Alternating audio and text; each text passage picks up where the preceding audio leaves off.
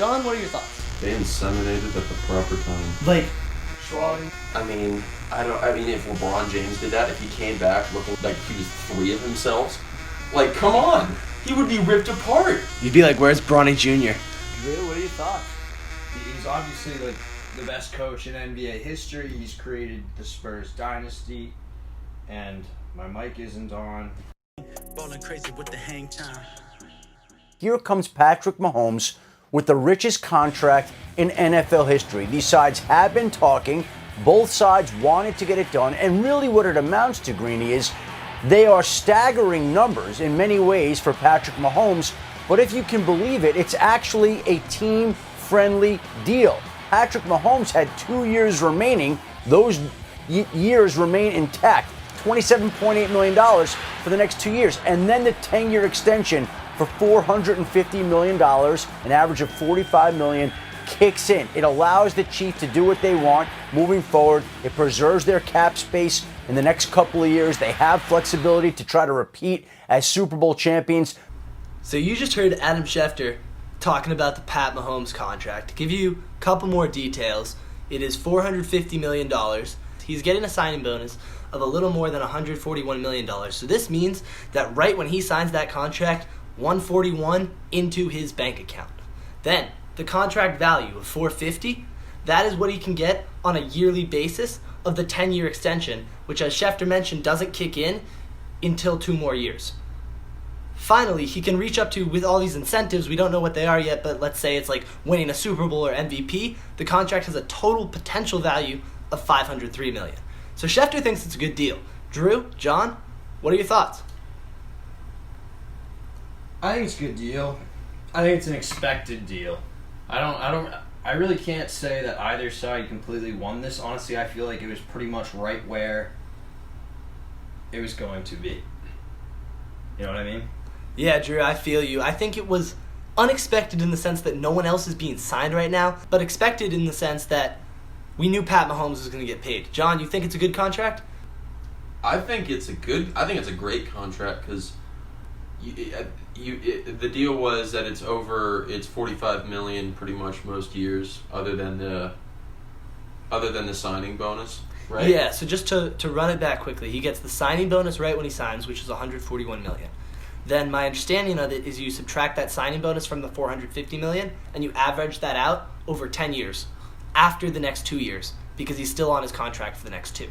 Then there's bonuses in that 10-year contract that can get him up to $503 million if he hits these crazy incentives. Yeah. So, Drew, when you said that you thought this was expected, I cannot disagree more. I don't think anybody expected a deal of this magnitude. I think people were expecting something in the range of like one of the higher baseball contracts, but this has never been done before. So today, at least in the NFL, so to say that this was an expected deal, I don't even know if you could have guessed the magnitude. We were talking about this right when Adam Schefter dropped the announcement that there was going to be a 10-year deal signed. We thought it was going to be in the range of 250 to 300 million. Now we're learning that it's 450 over 10 years and possibly north of 500 million, and that's just the craziest bleeping thing that I could imagine, in terms of a sports contract, especially an NFL one. Yeah, no, John. I know what you're saying. So what I'm saying is, yeah, the numbers are absurd. The numbers aren't expected, but like the exact numbers. But what I'm saying is that it was expected that the contract was going to be absolutely huge when you heard it was a 10-year deal. I mean, but it is bigger than anyone would have expected. I think that is crazy. I will also say that I think that the Chiefs are extremely smart for getting this extension done right now in the midst of a pandemic. Who knows? Maybe if they did it next year, it would have been $700 million. Schwallie, Andrew, I have a question. Do you think that just right now, with Pat Mahomes being the QB he is and the risk taker he is, that investing in a long-term deal with a QB of that caliber with that much money, do you think that's a good investment in the NFL with like how rare it is that someone maintains their health over the course of a 10-year span? John, I think it's like tough to say right now if I think it'll be a good investment. I think it has a potential to be a horrible investment if he gets injured or something. However, it is the right investment. Pat Mahomes deserves to be paid as the highest paid athlete in North America. Football's the biggest sport. He's the biggest star. He's super young. The Chiefs are Kansas City, Missouri. Kansas City, Missouri? Yeah. Lock up Pat Mahomes. Yeah, exactly. All right, Schwallie, I want to add to what you just said because it made me realize that. So I agree with you completely. The word is that it is right and that he deserved that contract. Yes. They had to extend him. That was going to happen. He was going to get a ton of money. Personally, though, I think it's a bad move. I think it's going to doom the Chiefs in the future just because that's what always happens. Every time you see a quarterback get these massive extensions, they don't have the money around them to build upon it. And they're about to have to lock up Kelsey and Hill and all of these players. Oh, they already paid Hill? All right, but they're about to have to lock up all of these young players after Pat Mahomes.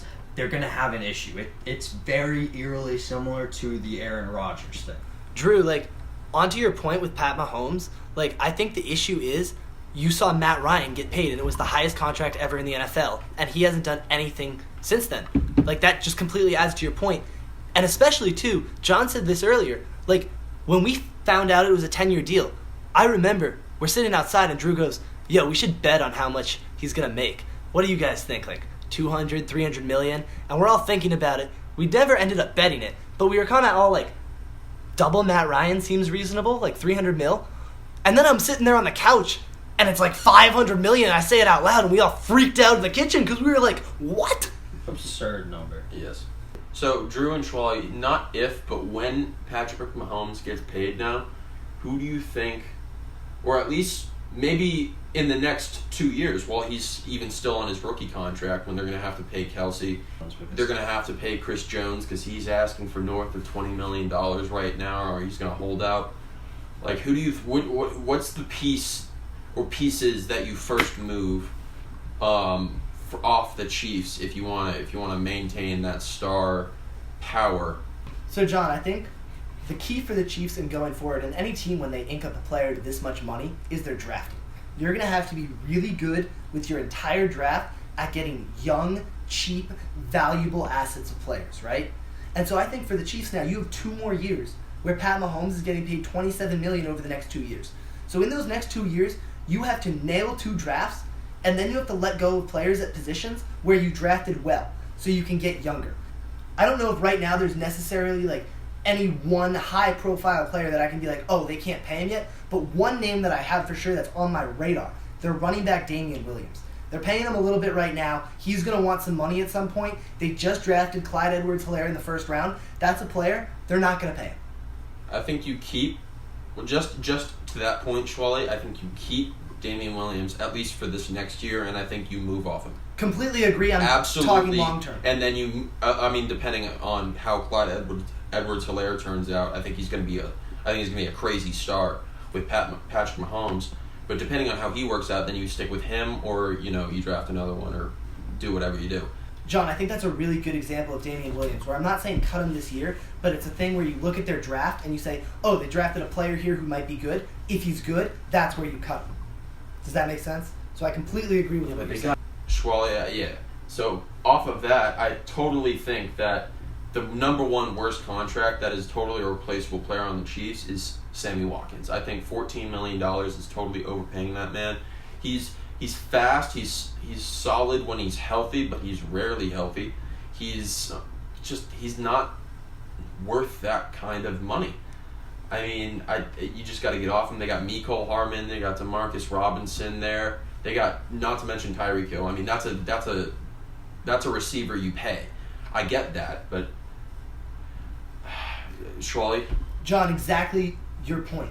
They paid Tyreek Hill. That was the right move. They had to extend him. And that was my point with the draft, whereas, they've drafted great players like Robinson and Mecole Hardman. So now you can move on from Sammy Watkins. It's a phenomenal example because you've seen that these players are cheap and they're good from the draft. So that's what you have to do now that Pat Mahomes is getting paid. Mm-hmm.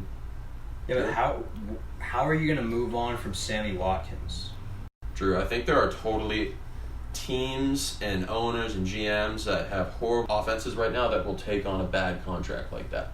Dude, I don't know. I don't know if Sammy Watkins is good enough. Jets, off the top of my head, Jets. Don't think so. You don't think so? John, that's actually an interesting thought because they want to put weapons around Darnold, and they have cap space. So I like that.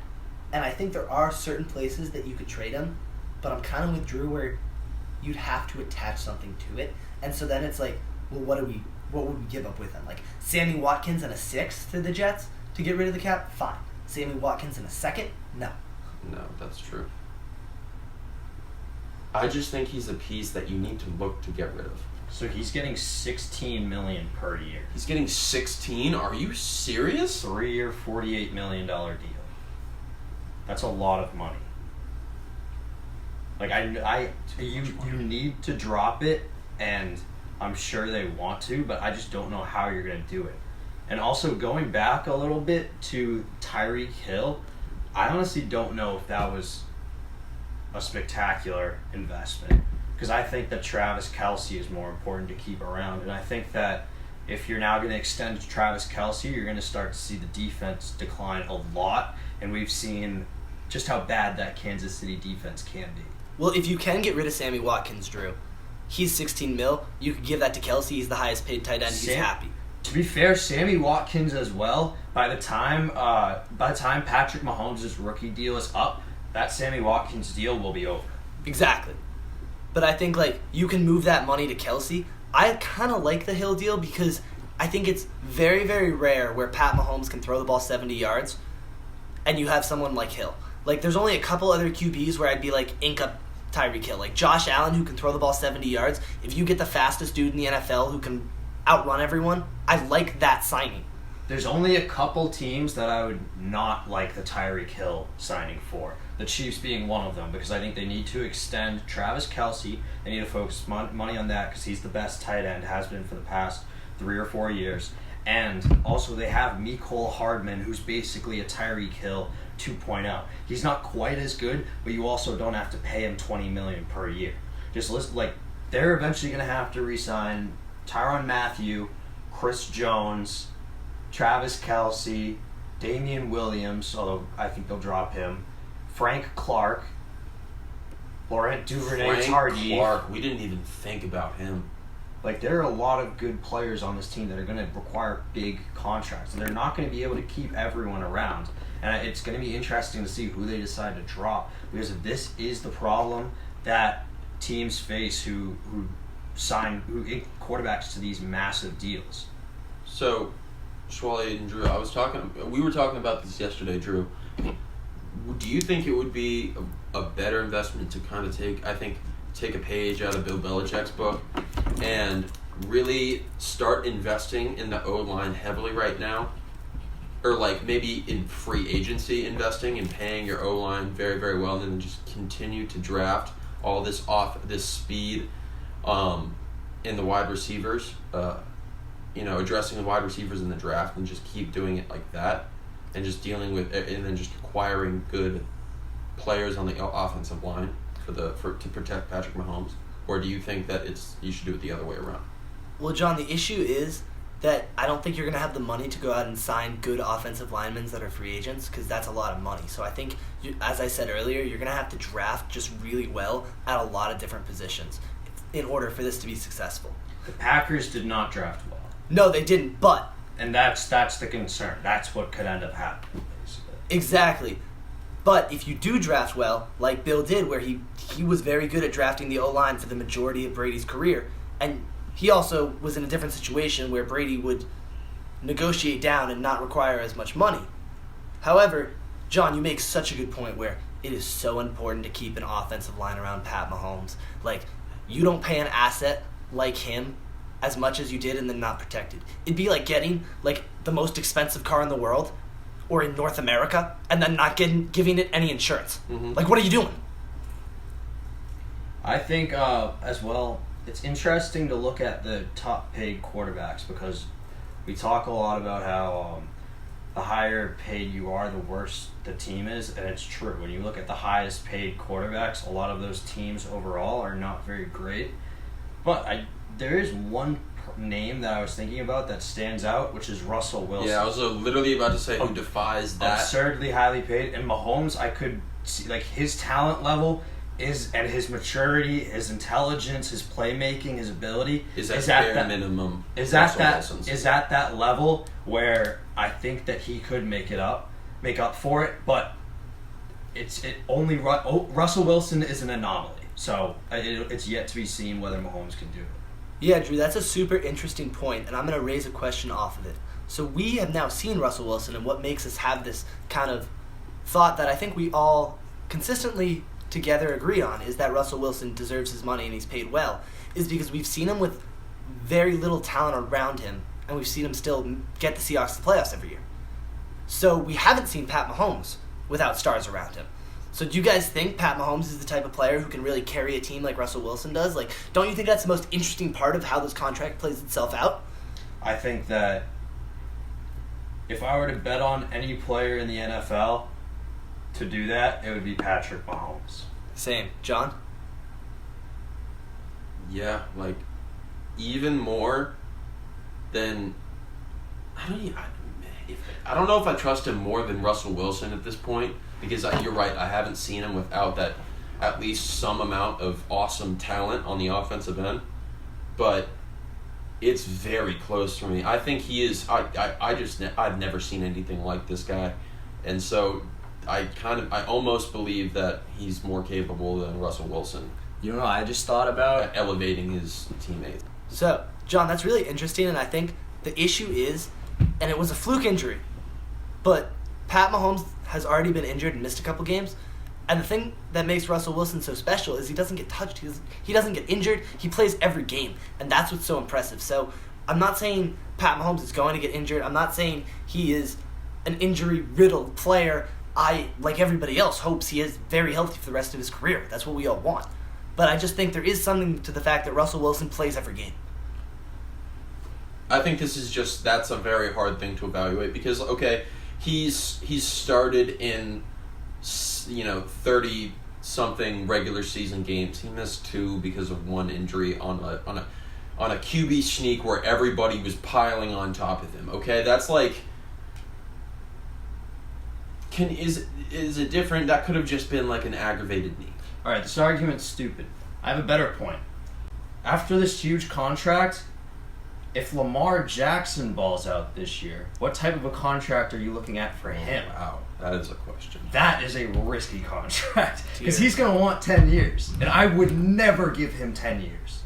I'm sorry. I love Lamar Jackson. No, he's just not, his style of play, I don't think is something that I'm comfortable extending 10 years, but he deserved it after last year. If he can show that he can do that again, hell, he's just as deserving as Mahomes. Drew, I think... Not for $500 million, but for a big deal.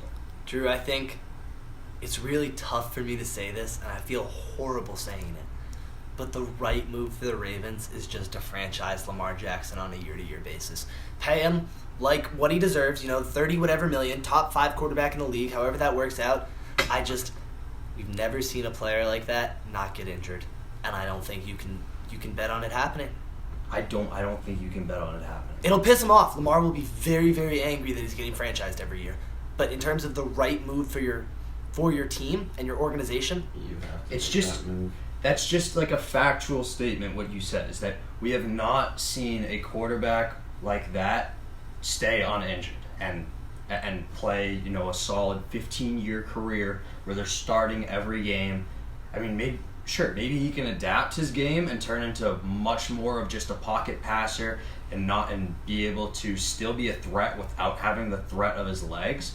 But I don't know if I would bet like $300 million on that. Right now, all we have seen is that his success is contingent on his running ability and his athleticism, and he made an elevated leap last year in his passing ability. Like, credit to him, he put the work in the offseason. And but I think because his running, the way that him and John Harbaugh, schemed the offense and made it work so efficiently with his running that it allowed the opportunity for his passing to be so easy and for his wide receivers to be so open. Yeah, no, his passing went up leaps and bounds last year, especially from the pocket, and I think that's what a lot of people look at, those stats from the pocket, where he was so good. He was among the best quarterbacks in the NFL from the pocket last year. He led the league in touchdowns, passing touchdowns. Which is why I do look at him from the pocket, and I see the potential for a future for him there, but it's yet to be seen because of the threat of his legs is enough to give him that huge boost from the pocket. When the threat is gone, that's a completely different story. And I think regardless... When defenses aren't scared of his legs, they're not going to be as scared of his arm. I think regardless, Drew and John, of your argument here of the fact that, his running enables his passing, which I totally agree with to a certain extent, the fact is we've never seen a quarterback take the hits he's taken over the first 2 years and continue to be able... taken that many hits, dude. Like, compared to as many... Like, dude, I've seen Cam Newton take bigger hits. I've seen... What's his name? Dude, he's gotten bodied. He's gotten hit pretty hard. Bodied. Like, Dude. there have been several times where I'm like, dude, please slide. Please slide. He's not sliding. That's what I was about to say, too. Go out of bounds. He does need to learn to slide. But I think he is really good at evading considering how much he does run. He's awesome at evading, but he still gets decked like everyone else. Yeah. It's just not worth the risk for me. And that's the thing, too, is like... He needs to go to a baseball sliding camp. That's the thing, too. Like, funny point, John, but, like, when I first responded to this, John, you just responded so sadly, like, oh, they can't pay him. And it's like, that's how we all feel, because we all love Lamar Jackson. Yeah. And it all sucks that, like, for every single one of us, that you can't just pay him a lot of money, because that's what we root for, but just the right move, can't do it. At the end of the day, it's a business. And I feel like that is a bad investment, for lack of a better word. Mm-hmm. Risky investment. Boom. I was thinking about saying risky, but I don't think risky is the right word. I think it's a bad investment when you have the option to keep franchise tagging him. That's the problem, is that, like, it's just going to result in them franchising him, and you have to do it that way unless he just evolves into a better and better pocket passer every year, which definitely isn't out of the question, because he's improving and he's working. He was the MVP last year, and he was the best player in the NFL, the most exciting player to watch, honestly, more than Patrick Mahomes, I've got to say. Yeah, Patrick Mahomes, like... Patrick Mahomes is he was Patrick Mahomes, but he was not the MVP last year. Patrick Mahomes is a much better quarterback, but Lamar Jackson is just, like, more fun to watch. He's more entertaining to watch. That's just how it is. Running quarterbacks are always, more fun to watch. But I mean, it's the injury risk is just so high. I don't think that it's an investment that I would be able to make if I was an owner. So talking about Lamar Jackson and other investments, like, Patrick Mahomes just got paid, and you got Dak Prescott still wanting a contract. Jerry Jones, I don't think he's too happy right now. He knows he's going to have to open his wallet a little bit. And even other players like Deshaun Watson, you had J.J. Watt tweeting out that, like, Watson's about to get a bag. Like, a lot of quarterbacks are going to be looking for a lot of money now. Deshaun Watson, I think, franchise quarterback, deserves his money. Most of those guys deserve their money. I think the interesting one is Dak, because of everyone was saying Jerry Jones, sign Dak before Mahomes gets extended. Sign Dak before Mahomes gets extended. Sign Dak before Mahomes gets extended. What did he do? He waited. And now, dude, if I'm Dak, I'm sitting at $200 million right now. Are you kidding me? Yeah. Oh my God, Dak is about to get a sack. like, are you kidding me? Jerry Jones is about to have to just rain $100 bills on Dak Prescott. This might be bad, but I honestly, Patrick Mahomes' contract makes me believe more and more that Dak Prescott deserves like $25 million, like maybe less. I just don't like the way that I see Patrick Mahomes and how much he deserves his money is not even close to the way that I view Dak Prescott. Dak Prescott is very clearly not the quarterback that you can put $30 million into or whatever and feel good. And he'd be able to make up for the lack of depth in other areas that are there because of the money that you're getting paid. On to both of your points, I think that, like, You give Pat Mahomes $500 million, and a lot of us don't really feel that bad about it. You give Dak $250 million, just half of that, and we're not feeling too good about it. So that's the difference. I'm feeling sick for the Cowboys if Dak gets $250 million. That's the difference. John, you're right because you're like, you don't feel good about it. And Drew, you're right because you don't feel good about it. And why don't you feel good about it? Because you don't think he can carry a team like that. Do you think he deserves the second highest contract ever, more than Matt Ryan? Yeah, because that's $150 and the market's changed a lot, and that's just like the So you- economy. Yeah. Like, my opinion... That's the crazy thing, is that if you asked me a week ago, does he deserve more than Matt Ryan's $150? No shot. The market is flipped upside down because of this Patrick Mahomes deal. It is unbelievable what they just did. Exactly, Drew. Like, our last podcast, none of us would have given him that. And now we're sitting here like, okay, well, you adapt, you learn, you see new information. Now it's like, well, he's probably going to make that. Yeah. No, it's not like Mahomes got $200 million. It's not like he got $300 million, not $400 million. He has the potential to get $500 million, $500 million. That's like it's the highest contract in any sport ever, right? It's the highest contract in North American history. In North America. Drew Schwallie, do you? Absurd.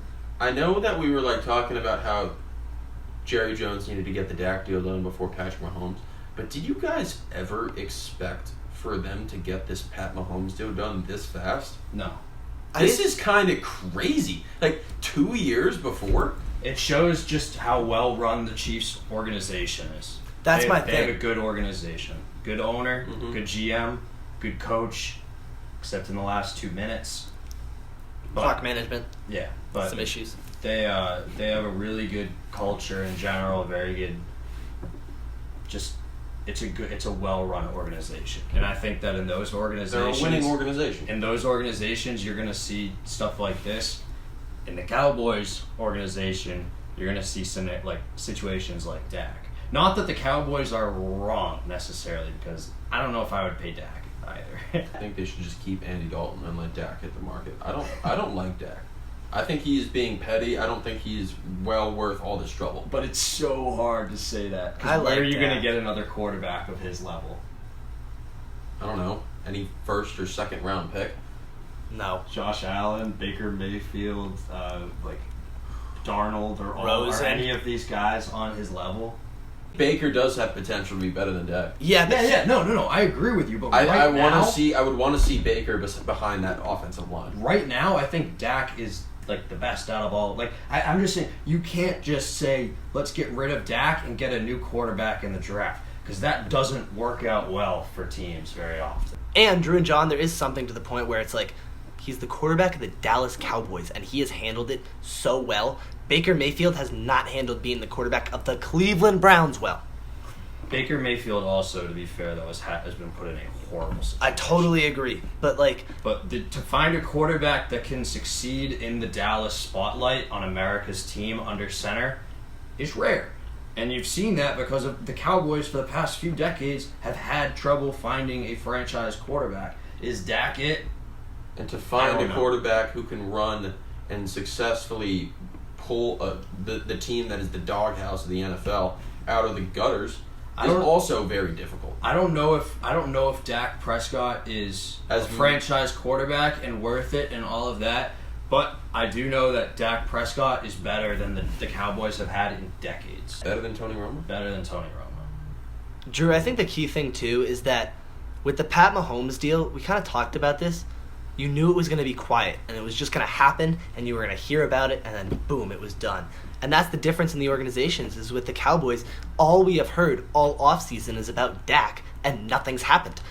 Did you guys see any sort of news on the Patrick Mahomes before it Never happened? once. Because that's what took me by such surprise. Is just that Not a single person ever talked about it. just out of nowhere, Like 10-year extension. There was the speculation that it was going to be a contract like no other. Like that came out, and which makes sense because it's Patrick Mahomes. But never any of the details, never any of the asks really. And John, to add to your point, these things are not quiet very often. They're usually someone's leaking something Carson somewhere. Wentz was similar. That's what I was about to say. It reminds me of the Carson Wentz. Yeah, the quietness was very similar to the Carson Wentz deal. it's good organizations that get this done quietly. Yeah. And it's really hard to do. And it doesn't mean if you can't get it done quietly, you're a bad organization.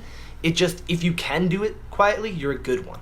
And I think the only thing that can make this worse for the Cowboys that we haven't even talked about yet is if Deshaun Watson gets paid before Dak.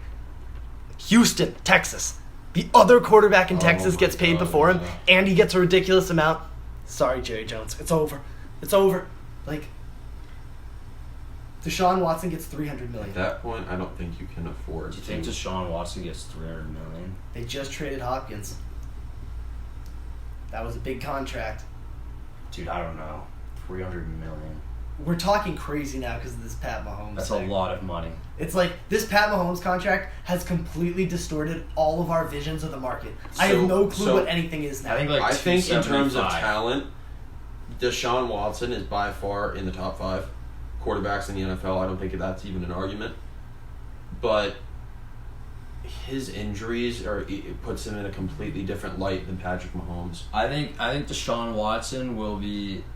Honestly, though, to be fair, think it will be many years. I think it'll be more like 8 years in the 250 to 275 range. Well, I think the interesting thing with Watson and the difference in Mahomes is that we have seen him with like bad teams around him, and he's still getting them to the playoffs. And so that's the thing. He's also where, shown like, that he doesn't need his mobility to be a stud. Exactly. Like, I That is understand the injury history, and obviously that's a big concern. But at the same time, you feel a little okay about it because you know that if you don't put all that great pieces around him, that he'll still produce and get you to the playoffs. Yeah, Schwallie, like he's very similar to Lamar, but it's like what we were talking earlier. I need to see what I've seen out of Deshaun Watson from Lamar for me to be comfortable giving Lamar Jackson that extension that I'm comfortable giving Deshaun Watson. In light of this is from the Washington Redskins. In light of the recent events around our country and feedback from our community, the Washington Redskins are announcing the team will undergo a thorough review of the team's name.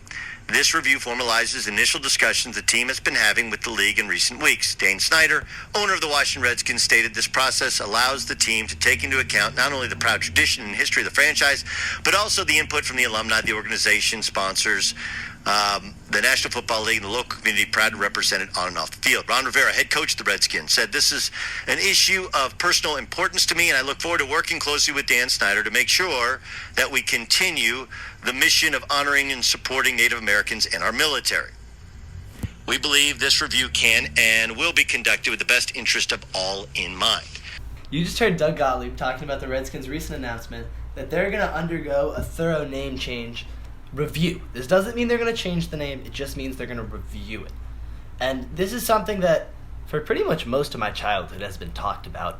The Redskins name, whether we can use it or not. And part of me is like, is this only talked about because they're so bad?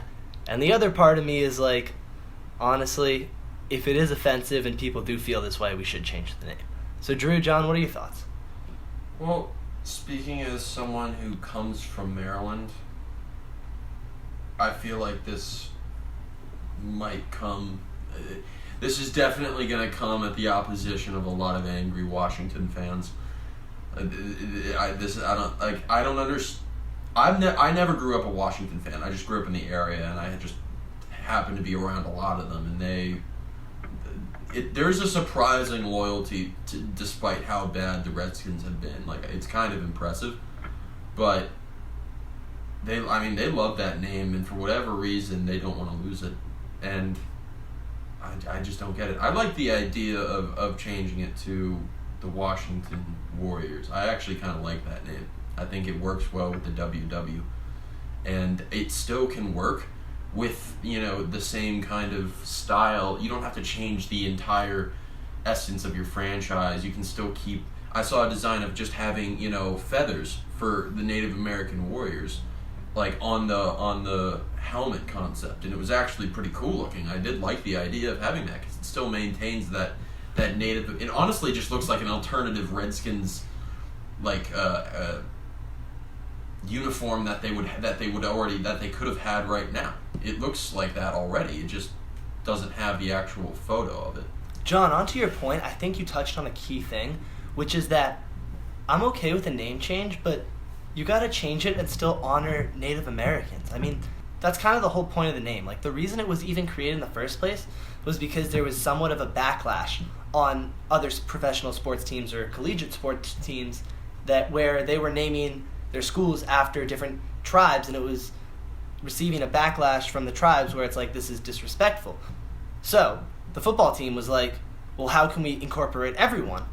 And the best thought at the time was that they should say Redskins, because that would honor all the Native Americans. And now looking back on that thought, you're like, all right, that probably wasn't the best way to go about it. But I think however you change the name, I still want it to honor Native Americans in some way. You should just consult them and go about it in the best way, shape, or form. I did not actually know that history. Isn't that crazy? So they used Redskins as a term that at the time was just a term to encompass all Native Americans. Exactly. And so it actually isn't like supposed to be offensive. I think the whole issue is that times have changed, and so it's totally okay to reevaluate the name, but if we're going to change it, let's change it to something honoring the Native Americans, and let's not like get all angry at the Redskins, because at the time this was kind of the way they went about it, and this was thought that this would be a great solution encompassing everybody. Drew, you have any thoughts about this? You've been pretty quiet over there. Yeah, Schwallie. So, personally, I like the name Redskins. I'm for it. I'm against the change.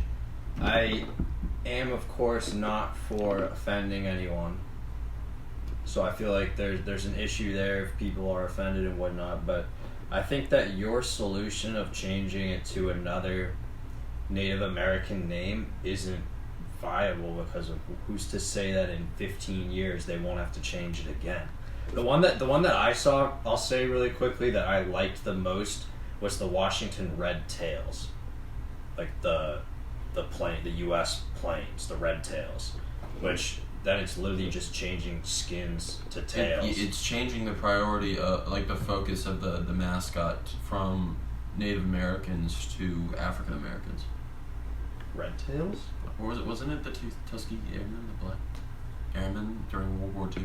Was it the I'm Black pretty sure Airmen? that's what the Red Tails is supposed to signify. I know it was a special unit. I don't know if it was black. Tuskegee Airmen, they were the first African American military aviators in the U.S. Armed Forces. That's where Red Tails come from. So I like that one. But personally, I don't agree with a name change just because of, I don't know, it's just that I enjoyed the name the way it is. That's the way it's always been. I'm not really for changing that stuff. Drew, I have a question. Are you opposed to just in general any team changing their name ever in the future?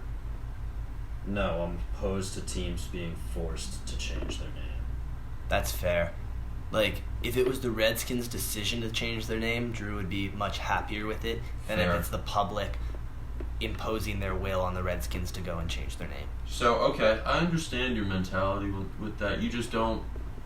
You want people to make decisions for themselves. And to be fair, Dan Snyder has come out and said that they will discuss and think about changing the name. And so that's enough for me, where now I'm open to looking at people's like Red Tails and like all of that sort of stuff, different names that I like and whatnot. But I'm still, just because of, he was forced to be put in that position. I don't know. It's not, because it's not necessarily wrong, because if people are offended by it, then of course, there's an argument for it to be changed. But. So, I have a couple examples that we can talk about a little bit, because why I feel strongly about the fact that if the Redskins are going to change their name, it still commemorates Native Americans, is because just doing a little research. Did you guys know there's been over 50 schools who have changed their names already because of similar issues like this with Native Americans? 50. Did you know Stanford used to be the Stanford Indians, not the Stanford Cardinals? And so what the University of Utah did, the Utes, which I think is a great solution, is the Utes is a tribe in Utah, a Native American tribe. I think they still exist today. And they consulted the Utes, and they said, can we use your name? They said, yes. But if you're going to use our name, we want you to educate all the students coming through your school about why you're using our name and our history. And so they're honoring a specific tribe, and they're kind of working with that tribe. So if the Redskins were able to kind of set up a similar deal where they worked with a tribe and created a foundation and maybe gave money to that foundation of some small percentage of ticket sales or revenue, whatever you want to do. I think that would be really good. I just don't want to erase the history of the Native Americans because we've seen so many schools already that are changing their names. Yeah, but why that tribe? The Utes, because they were in Utah, and that's where they All live. right, but the Washington Redskins organization brings in a lot of money, and so if you're saying I'm gonna change my name for like a tribe and then donate to that tribe and stuff, all tribes are different cultures and stuff. Then it's like, why are you favoring this one tribe over another? And like that's unfair. Okay, so that's valid. Maybe instead of a Because they were specific the tribe, ones that reached out. if you don't want to deviate in that way, I think another way you could do it is by just talking to a bunch of different tribes across the U.S., finding out a couple of common terms across those tribes, changing one of them into a name, and then, educating your fans in a little pamphlet that you hand out. That's nothing. Or even just like for an NFL team, $1 million a year to donate is nothing. Kraft just got hit with that fine. Like $1 million is very doable, and you donate $1 million to a big foundation that helps out Native Americans. I don't want the history to be erased, and I feel like that's kind of what we're doing.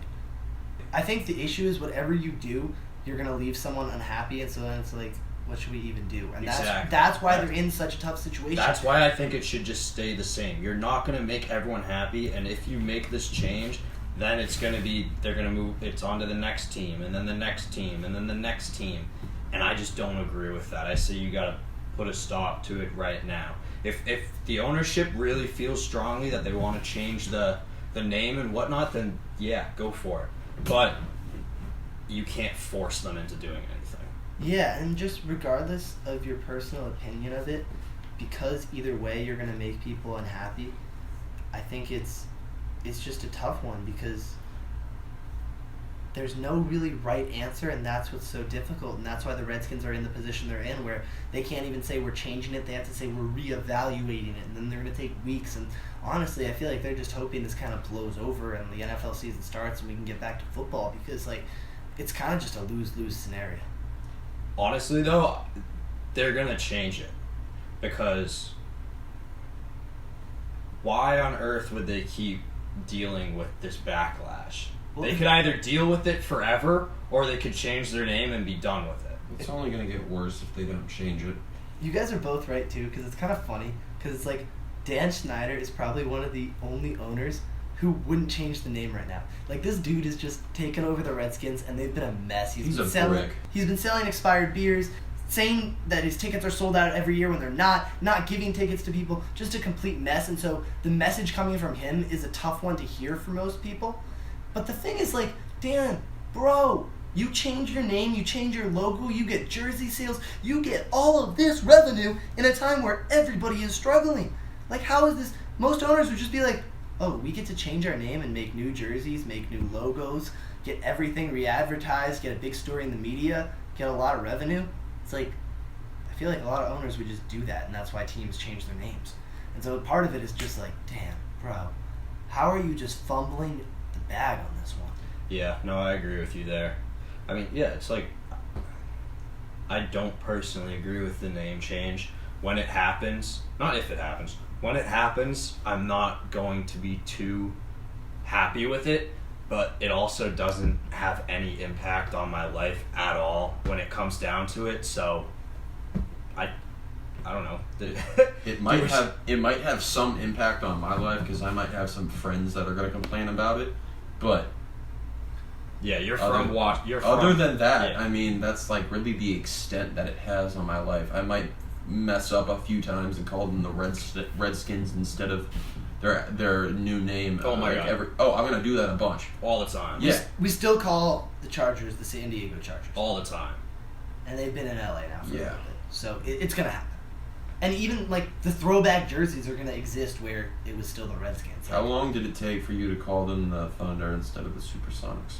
I mean, I just was too young when that happened, but I still call the San Diego Chargers the San Diego Chargers, even though they're in LA. Mm-hmm. Because it's just one of those things where it's like, one, they just don't feel like they're LA, and that would be kind of it for the Redskins when anything changes like that. It's been such a big part of anyone's life. It's hard to make a quick adjustment right that, and even muscle memory, it's going to stay the same. But the other side of it too is that I I mean, they just don't feel like they fit the new name. And so, like, whatever the Redskins change it to, you're going to have to make sure that the team and the organization and the culture fits the new name. I just think that they're very worried about it being a mess, because it has been shown over the past few years that changes to franchises can be very detrimental. Some changes, the fans aren't kidding when they say they're not going to be a fan of your team anymore. And I think that is a terrifying thought. If they're, like, look at the Chargers right now. Do you think they're in a better spot now in LA? They want to move from LA. They've been there for, what, a year? Dude, the Redskins? The Rams are doing, I guess, a little bit better, but they got lucky because they went to a Super Bowl. And because they were from LA before. Drew, you bring up a really good point, which kind of touches on something I brought up right at the beginning of this segment. You were talking about how fans are going to, actually, as a result of this name change, they're going to give up on that franchise and stop being a fan of them. And I spoke about this earlier. The Redskins are a terribly run franchise, and all they have right now is fan loyalty. All they have is fan loyalty, so if they start losing that, you're right. That's a terrifying thing to Dan Snyder. Because if they start losing that, they're going to lose a lot of money. Like, a lot more than they're already losing with these terrible teams that they're producing. What you're talking about, Lucas, with if they change their name, they'll get all these extra jersey sales and all the media attention and all of that type of stuff. But the one thing that's not guaranteed is a loyal fan base along with it. And I think that's a scary thought. Not that it should deter him from changing the name, but I can see that being a worry of him that potentially a lot of people don't think about. Yes. Drew, it's a mess of a situation. He should be worried, and I think there's, as we said earlier, like, it's just a lose-lose situation. He's not in a good spot right No, now. but I would not want to be Dan Snyder. He's still, given the fact that he is in this spot, is going to have to make a decision either way, and that's the thing. Yeah. So, like, how do you benefit the most from this decision? John, the point I disagree with on your end is you said they've been losing money, and every NFL team makes money. So, like, they just haven't been making as much money. I'm saying they will start losing money. All right, I got you. I'm saying they will start losing money because all they have right now is the loyalty of their fan base. They do not have good teams. They aren't bringing in new people. All right, yeah, my bad. I thought you had said that they were losing money, like, because they've been bad over the last 20 years. No. Yeah. Not saying that. I don't think they're bringing in new people, like, relative to a lot of the teams in the NFL, and they're lagging behind.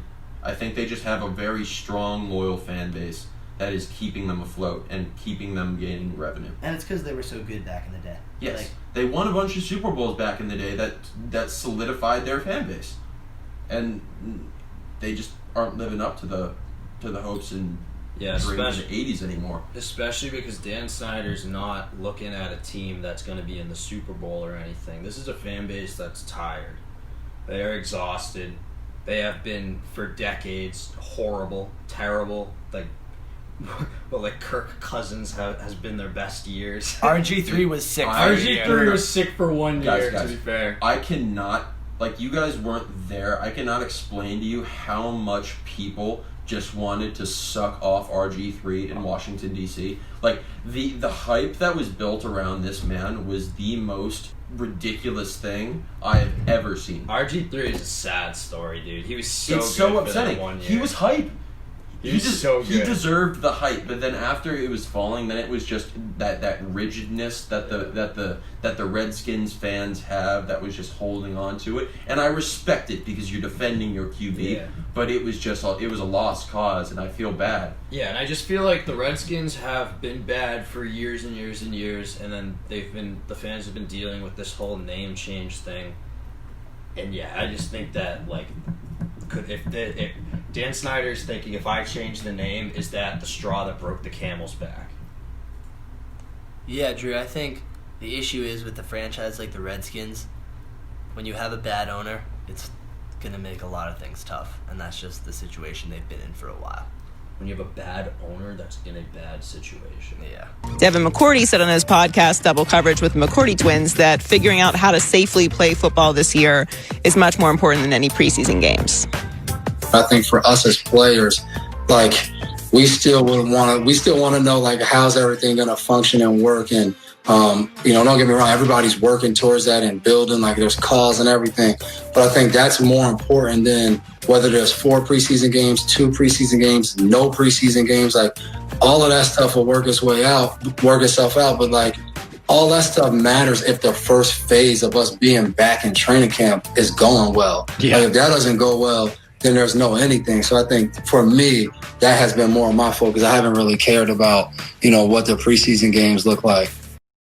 So you just heard the McCourty brothers talking about how them getting information from the NFL on how they're going to proceed with a safe season is more important than any preseason games, whatever number it is, and how those work.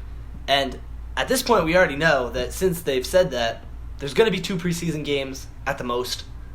2 have already been canceled. And there's some networks. I know CBS dropped a 4th preseason game and a 3rd one from their national television slots. So there's some little hints that there might not even be a 3rd or a 4th preseason game. So, Drew, John, what are your thoughts on no preseason? I think it's a scary thought for players. I mean, there's always been this argument, especially the past few years, that they should decrease the amount of preseason games. And I'm with that. I think around 2 games is fair. But I think you're potentially looking at, a lot of injuries potentially. If you're having 0 preseason games and you're just jumping right into action. Also, preseason games are probably more important this year than any other year, even just from the standpoint of the NFL just practicing games and how they're going to go and how they're going to work and all of that. And I think it's there's a chance for it to be a little bit of a circus week 1 on national television. I don't know, just something to think about. Drew, you bring up a good point. I think this is similarly to how there's a worry about injuries in the NBA. Not having a preseason and just throwing all these players in with very minimal training and preparation for the season is just, I feel like, has the potential to be a colossal disaster. And also, Lucas, I know that we've talked about this in the past. You were saying that a lot of NBA players could come back and not be fully prepared for the season. I think you're going to have a much larger percentage of NFL players like that, just because of, obviously, the rosters are so big. Yeah, Drew, I think you're totally right, and I think you guys both hit on the most important point, which is that these players are going to get injured. I mean, this is the most violent sport ever, and we see even in OTAs when they're doing... Rugby. Maybe not ever. It is one of the most violent sports. Gladiators, technically, if we want to... Boxing, MMA. What are we talking about? Regardless, it's a very dangerous contact sport. It's the most dangerous out of the big 3 right now. Basketball. Maybe has the highest injury rate. I don't know. However you want to quantify it, it is dangerous. It's a dangerous sport. That's all we gotta say. It's dangerous, okay? It's dangerous. So moving on from the fact that it's a dangerous sport, you see every year in OTAs, players getting injured through non-contact injuries. Think Teddy B, no contact. That wasn't even in a practice. And now you're going to have these athletes where they don't get that 3-month ramp up. That's terrifying. I mean, you even just see with fantasy football, I know in our fantasy league, we always wait until right before the season starts, like a couple of days before the season starts, because we know that if we draft in week 1 of the preseason, half of our team's going to be injured by the time the season starts. Or you would completely... The just draft and whatever would completely change because some major players get injured. And now all of a sudden they're going to be jumping straight into it, having not practiced with each other as much as they have in previous years or at all. And all of a sudden jumping right back into contact. It's worrisome. Drew, it's such a... Especially if you're looking at potentially 0 games. Drew, it's such a tough situation because, both sides have no experience with how to handle the health risks. You got one side with Corona, where we don't have a vaccine. No one knows how sports are going to come back, especially a sport like the NFL, and if it's even feasible, and what to do there. And you're balancing like the health risk of that with the health risk of starting an NFL season without a preseason, which we've also never seen, and we've never seen how players get injured in that way. And now you're putting these risks against each other to come to a decision when neither side actually has any evidence on what's going to happen. It's like such a scary thought. Sports are being rushed back. I will easily say that right now. Without doubt. Sports should not be coming back as soon as they are, but they're too important to not come back. In terms of economically, in terms of just people's general happiness, in terms the of morality of the country is going to be boosted, I think, a lot. But being able to watch it. Sports should not be the number one priority. That this is the first major business or whatever that's back on its feet and whatever, like back to working and stuff like. But that's just the way it has to be. Because I think what's tough is that if one person on that football field has coronavirus, what's gonna stop every single player on the field from getting it in a 60-minute game when they're sweating all over each other and exchanging all sorts of fluids and all of that and hitting each other? Not even sweating, their jerseys. There's like 5 people piled up. Yeah, exactly, dude. Like it. What's gonna stop one person from literally spreading it to all 106 people on the field or whatever? Everybody on both teams. Like I don't know, dude. I think that's a major issue. That's not simply we'll cross that bridge when we get there type of issue. That's an issue that should be figured out, but it's not going to be, because then it would take at least a year or two to get sports back. You're kind of hitting, Drew, on the same point that the McCourty twins are hitting on, which is like, we just want this to be safe when we come back. And like, that's the hardest thing, is like, you can argue about what you want to prioritize however you want, whether sports should actually be coming back. But given that they are coming back now, like, it's so important, as you're saying, that they come back and you don't have full teams getting coronavirus. And how are you going to do that safely? Especially if you can't even experiment with the preseason. Yeah, that's I think the big thing it comes back to is that the preseason is unlike any other preseason, and the fact that it's possibly going to be potentially 0 games is not bueno. I think you also see, like, a great example is the Patriots start off slow every year, and I exclude this year because they don't have Brady, but historically they've started off slow. And the whole argument you always hear is, oh, it's just the extended preseason and Bill's warming up and he's figuring out all the right players and positions. It's like the first month of the year. Well, now when they have no OTAs and no training camp and no preseason, I mean, that's Bill Belichick that it takes him a month to figure it out. It could be taking teams forever, weeks. You're going to have rookie quarterbacks that have no development. It's a scary thought. Yeah, but I think that the preseason, I do believe that the preseason should be 2 games. I don't think 4 games is too many to me, for sure. I think it's too many, and I'm kind of open to 2 games, 1 game, however you want to do it. But I think the amount of time they have for training before the season should be the same, because it's so important to get these players into the right shape. Having them know the playbook. I mean, you see it every year. The teams that study and the players that are smart, that go through all the film, that put in all the work, are generally some of the better players in the league. Yeah, it'll be interesting to see how teams that made major additions will fare this year compared to, other years. I honestly think it'll be a rematch of Super Bowl 54. I think the San Francisco 49ers are one heck of a team. They're very, very well coached, very disciplined in who they are, and obviously they're very talented in who they are. So you just heard Travis Kelce, who thinks that the Chiefs and 49ers are going to meet again in the Super Bowl next year in 2021. Moving on to our 49ers predictions, we'll start Week 1 home against the Arizona Cardinals. Drew? That's a win. John? That's a win. That's a win. 1-0. Week 2 at the New York Jets. That is a win. That's a win. Win. 2-0. At the New York Giants. That is a win. Win. Win.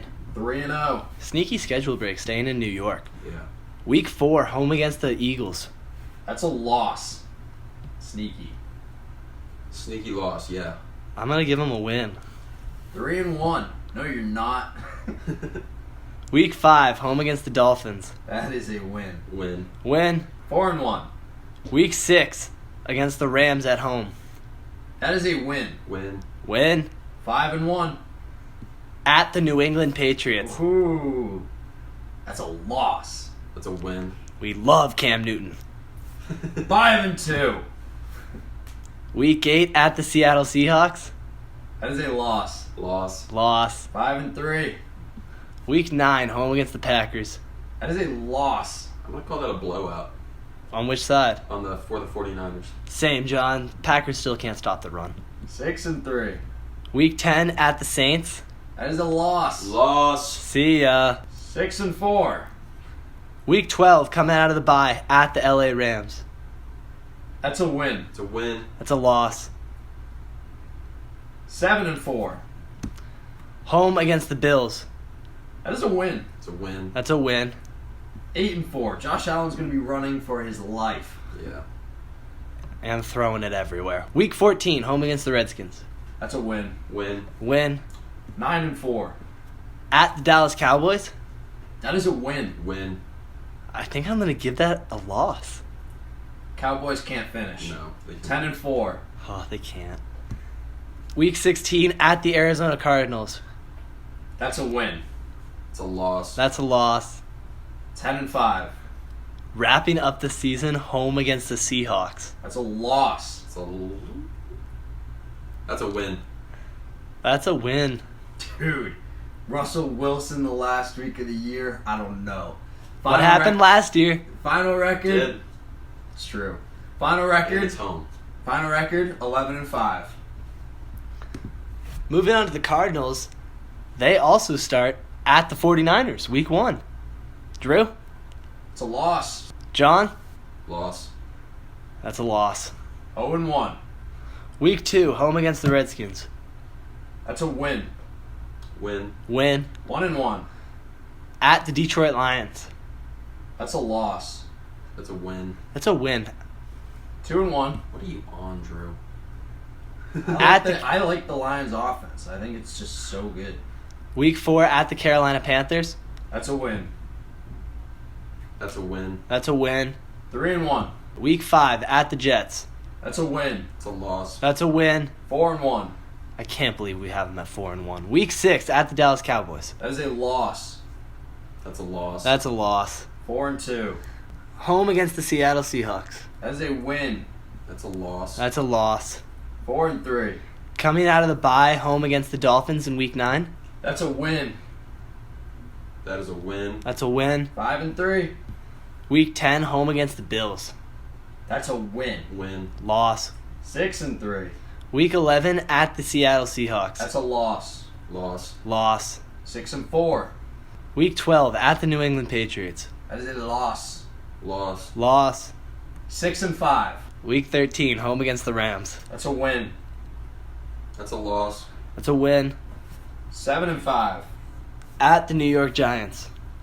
That is a win. Loss. Win. 8-5. Home against the Eagles in week 15. That's a loss. Loss. Loss. 8-6. Home against the 49ers. That's a loss. Loss. Loss. 8-7. Finishing up the season, week 17, at the Rams. That's a loss. That's a loss. That's a loss. It's a tough Final record, 8-8. Pretty decent. Kyler year 2. We'll take that. Tough collapse though. Yeah. 8-5 to 8-8. Don't love to see it. But I do have high hopes for them. It's a good question for the Rams also. What are they going to be like if the Cardinals, who were the last team in division last year, are 8-8 this year? Well, you'll find out when we make our predictions next time.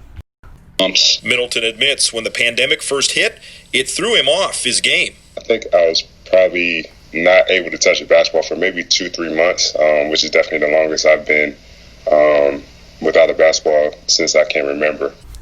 So you just heard a recent press conference with Chris Middleton, who said that he hasn't touched a basketball in 2 to 3 months. And we heard the same thing from Jason Tatum when he said he hadn't touched a basketball in a couple months.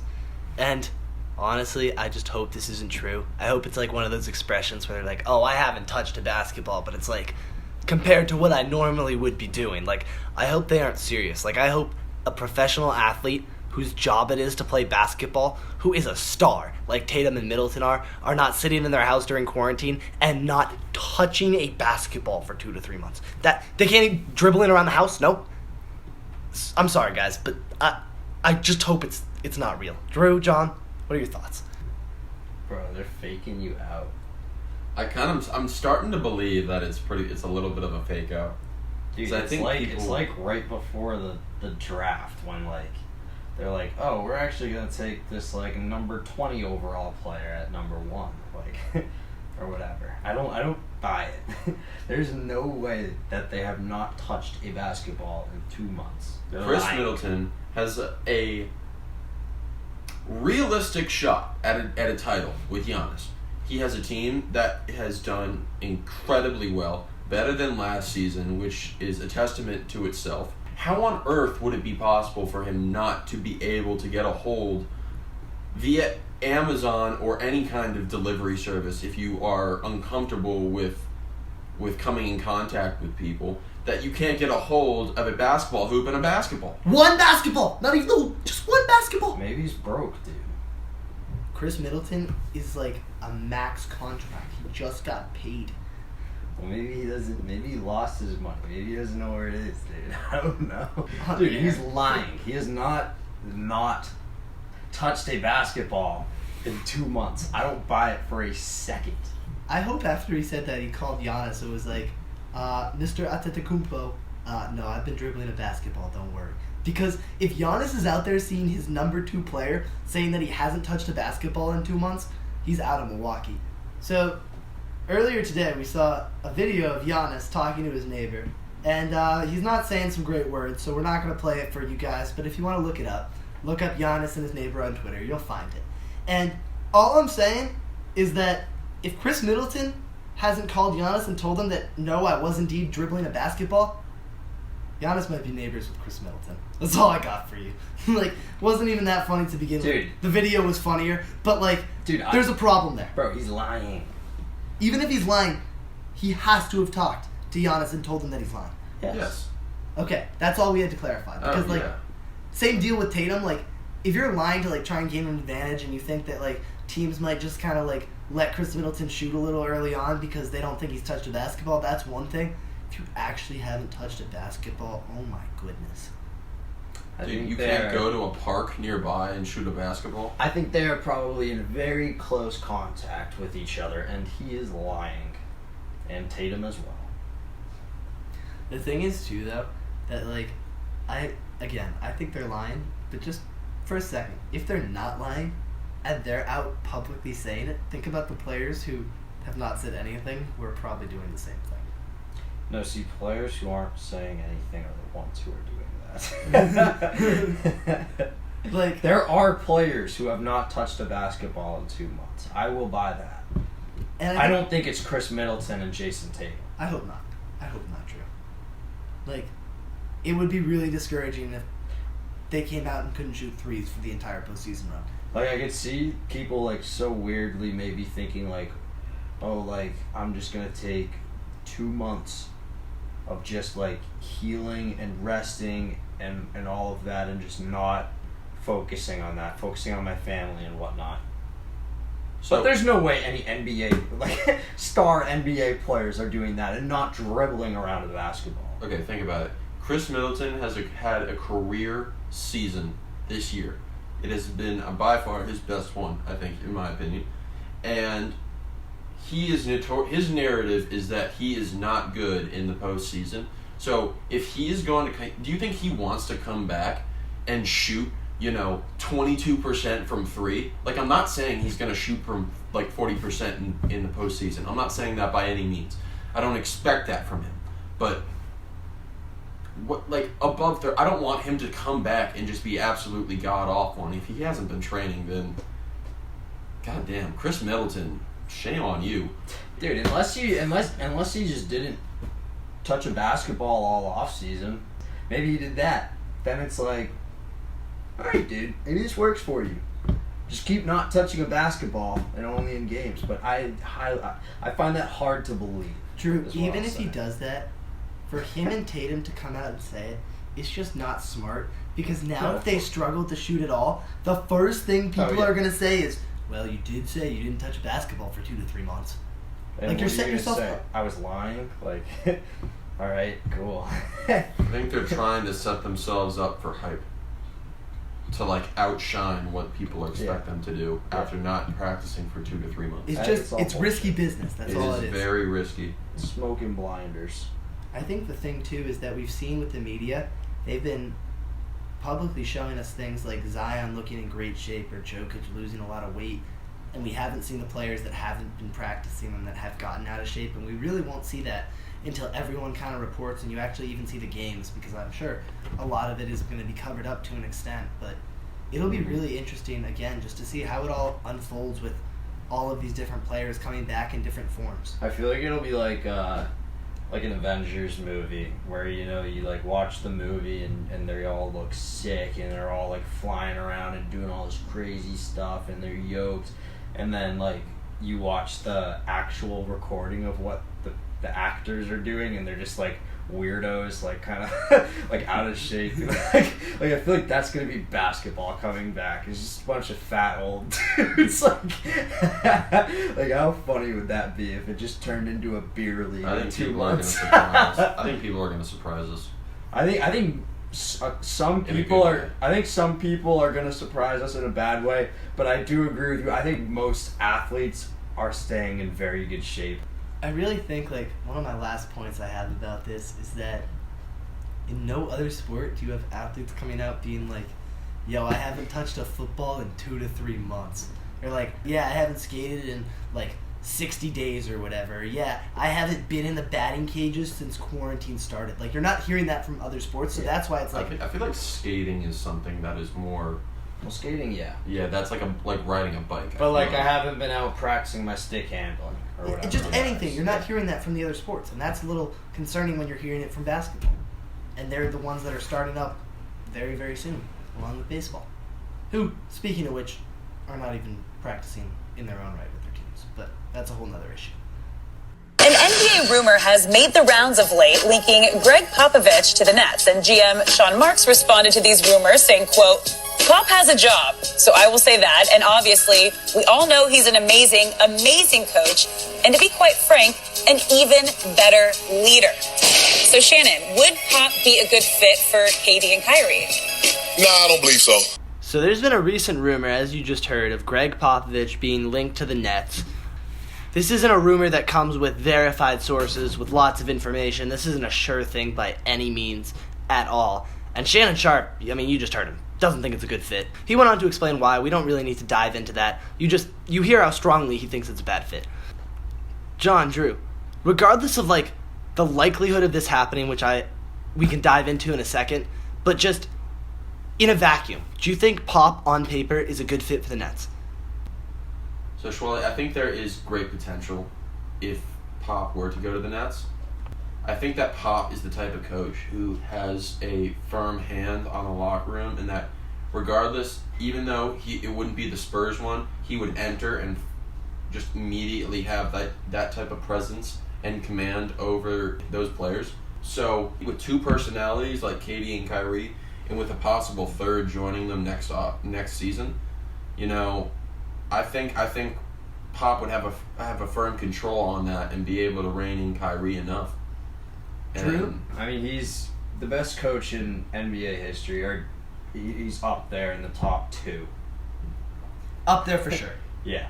But the one thing, so I'm with you. I think that he would really fit on any team. I think that he's a guy like Belichick, where players just want to play for him, like, and they're willing to make sacrifices to play for him, even to the level where I could see Kyrie making sacrifices to play for him.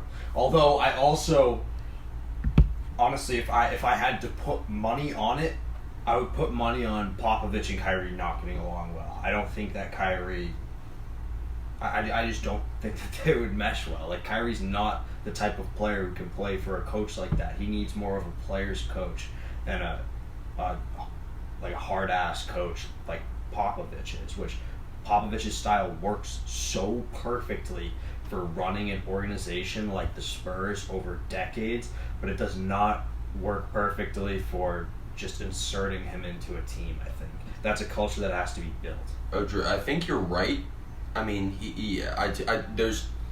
If I had to bet, I would totally put it on them not getting along. But in terms of a coach who is able to rein in Kyrie, I think he definitely has the most potential to be successful at that. If barring, a great leader of a player coming to the Nets and taking over as a leader. I don't think he has the best chance of success for that.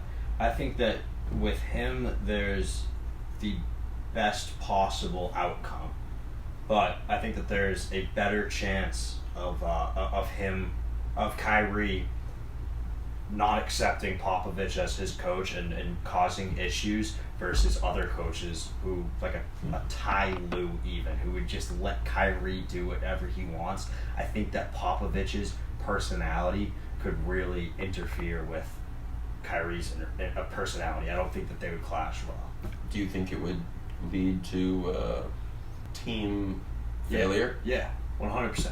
That's why I think that he has, with Popovich, if it works out perfectly, then that is the greatest possible ceiling for him with any coach right now. But I don't think the chances are great that would happen. Schwallie? Drew and John, I think you guys both hit on the biggest point, which is that if you had to bet all your money on it, you probably wouldn't bet that Kyrie and Pop are going to work out, but if they do work out, they could be great. Yeah, which, to be fair, you wouldn't bet that Kyrie would work out with any coach. Absolutely, Drew. Now, I want to touch on something John said, because this is really interesting, right? He mentioned that, Kyrie would have a leader there with Pop. And the question is, do you think Kyrie would work better with a coach as a leader like Pop, or do you think if KD can evolve into that leader, that's what Kyrie needs? Because I think it's the latter. KD is not the leader that Kyrie needs, but Kyrie would respond better to player leader. I mean, you saw it with LeBron. The key is if KD can evolve into the leader that Kyrie needs. You don't think it's possible? I don't buy it. I don't think that those two... Do you think KD is who he is already, or do you think he has the potential? Because you had Russ, who I think was a more dominant personality, and then you had Steph Curry, who was clearly the leader of the Golden State Warriors, regardless of Kevin Durant's offensive talent. He hasn't really been the opportunity to be the sole leader, and I feel like everybody knows now that KD would be the number one guy on the Nets. We haven't seen him play. We saw Kyrie play on the Nets, and he's more vocal, but I feel like KD might be the guy. KD's the leader on that Nets team. He is the alpha. He's the number one. John, I think it's kind of similar to the point that you and Drew were making earlier, which is even with Popovich, one of the greatest coaches in NBA history, you don't love the chances of Kyrie Irving succeeding with him, and even with Kevin Durant, a top 10 player in NBA history, or whatever you want to call it, a great player of this generation, you still don't love the chances of it working, and it's kind of more centered around Kyrie.